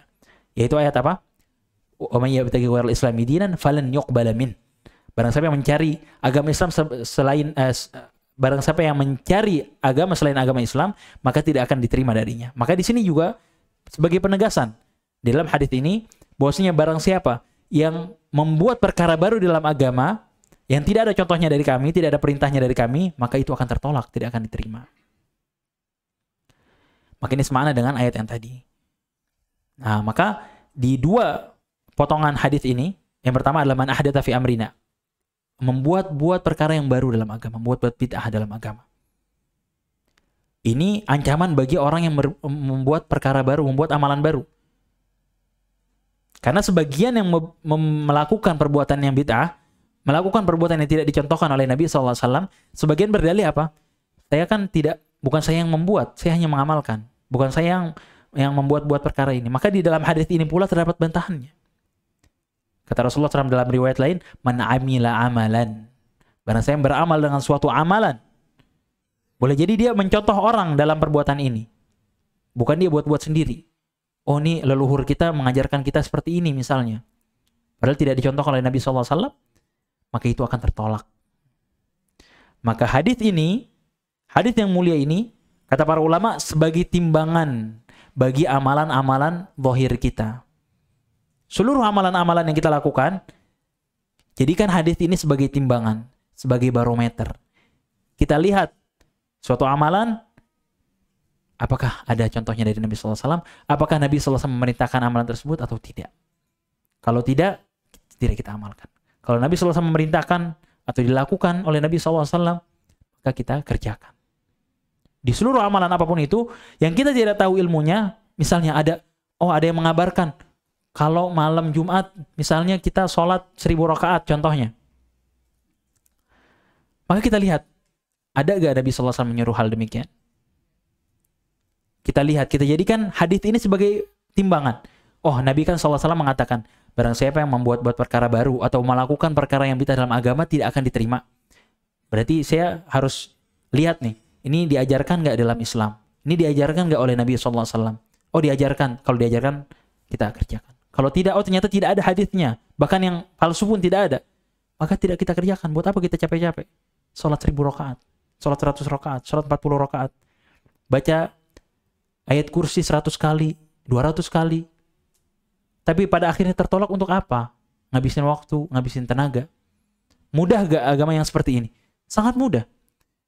Cukup kita ikuti apa yang Allah perintahkan, apa yang Rasulullah SAW perintahkan, dan jauhi apa yang Allah dan Rasulnya larang. Gak usah. Para ulama menjelaskan, kalau kita melakukan amal yang diperintahkan oleh Allah SWT dan Rasulnya SAW saja, seluruhnya itu kita tidak mampu melakukannya. Maksudnya apa? Allah dan Rasulullah SAW sudah mengajarkan untuk kita amalan-amalan, ajaran-ajaran. Ini kita diperintahkan untuk melakukannya atau disunahkan misalnya. Nah, ini saja amalan-amalan yang ada aja, kadang waktu nggak memungkinkan untuk kita lakukan semuanya. Lalu kita membuat perkara yang baru, maka ini sebuah bentuk kerugian. Padahal agama adalah agama yang mudah. Ketika misalnya ada yang wafat, udah perintahnya sudah prosesi dia dengan kita mandikan, kita kafani, kita kuburkan. Udah, setelah itu udah. Mudah gak? jalan yang Islam ini jalan yang mudah, jalan yang tidak ada di sana kesulitan-kesulitan. Maka tinggal kita berusaha untuk tetap berada di atas jalan ini dan tidak menyeleweng kepada jalan-jalan yang lain. Masyaallah muslimin, hadirin dan hadirat semoga rahmati Allah Subhanahu wa taala. Mungkin sampai sini pertemuan kita pada hari ini. Insyaallah kelanjutannya akan kita lanjutkan di pertemuan yang selanjutnya. Insyaallah kita akan lanjutkan di bab yang sama, yaitu bab tentang wajibnya masuk ke dalam agama Islam. Dan juga kita akan melanjutkan insyaallah pada pertemuan selanjutnya tentang babu tafsiril Islam. Bab tentang tafsir tentang Islam. Bagaimana sih Islam yang dimaksud itu apa sih? Ya, apakah Islam yang selama ini kita yakini, ya, yang misalnya Islamnya di sana terdapat ajaran-ajaran leluhur atau yang lainnya, atau Islam yang seperti apa? Maka akan dijelaskan di bab selanjutnya insyaallah setelah kita menyelesaikan bab yang sedang kita bahas ini, itu bab al-wujub, wujubud dukhul fil Islam, itu bab wajibnya kita masuk ke dalam Islam, ya. Jadi faedahnya atau intinya, kesimpulannya adalah bahwasanya kita diperintahkan oleh Allah Subhanahu wa taala untuk masuk ke dalam agama Islam. Ya, seluruhnya umat Nabi Muhammad SAW, yaitu umatud dakwah yang datang atau hidup setelah Nabi SAW diutus, maka mereka semuanya wajib masuk ke dalam agama Islam dan tidak boleh mencari jalan-jalan selain jalan Islam. Yang itu semua adalah jalan kesesatan dan hanya jalan Islamlah yang akan menyampaikan kepada Allah Subhanahu wa taala. Dan kita yang sudah berada di atas agama Islam agar tetap kokoh di atas jalan Islam dan tidak menyeleweng dari jalan yang satu ini. Tidak dengan kekufuran, tidak dengan kebid'ahan, dan juga tidak dengan kemaksiatan. Ketika kita terjatuh, karena kita semua adalah para hamba Allah Subhanahu wa taala, Bani Adam yang senantiasa berbuat kesalahan, maka kita senantiasa atau bersegera untuk bertaubat kepada Allah Subhanahu wa taala ketika kita tergelincir, ketika kita terjatuh kepada kesalahan. Semoga Allah Subhanahu wa taala senantiasa mengokohkan kaki kita di atas agama, senantiasa memberikan taufiknya untuk kita melakukan ketaatan-ketaatan kepada Allah Subhanahu wa taala. Semoga Allah Subhanahu wa taala senantiasa memberikan kita kemudahan dalam menuntut ilmu, memberikan kita keistiqomahan, memberikan kita ilmu yang bermanfaat dan menjauhkan kita dari ilmu yang tidak bermanfaat. Rabbana la tuzigh qulubana ba'da idh hadaitana wa hab lana min ladunka rahmah innaka antal wahhab. Rabbana ighfir li wa liwalidayya wa lil mu'minina yawma yaqumul hisab. Allahumma ighfir lil muslimina wal muslimat wal mu'minina wal mu'minat al ahya'i minhum wal amwat. Allahumma ighfir li masyayikhina wa li asatidatina al ahya'i minhum wal amwat waghfir lahum warhamhum wa'afihim wa'fu anhum. أقول قولي هذا وأستغفر الله لي ولكم وصلى الله على نبينا محمد وعلى آله وصحبه وسلم. السلام عليكم ورحمة الله وبركاته. سبحانك اللهم وبحمدك أشهد أن لا إله إلا أنت أستغفرك وأتوب إليك.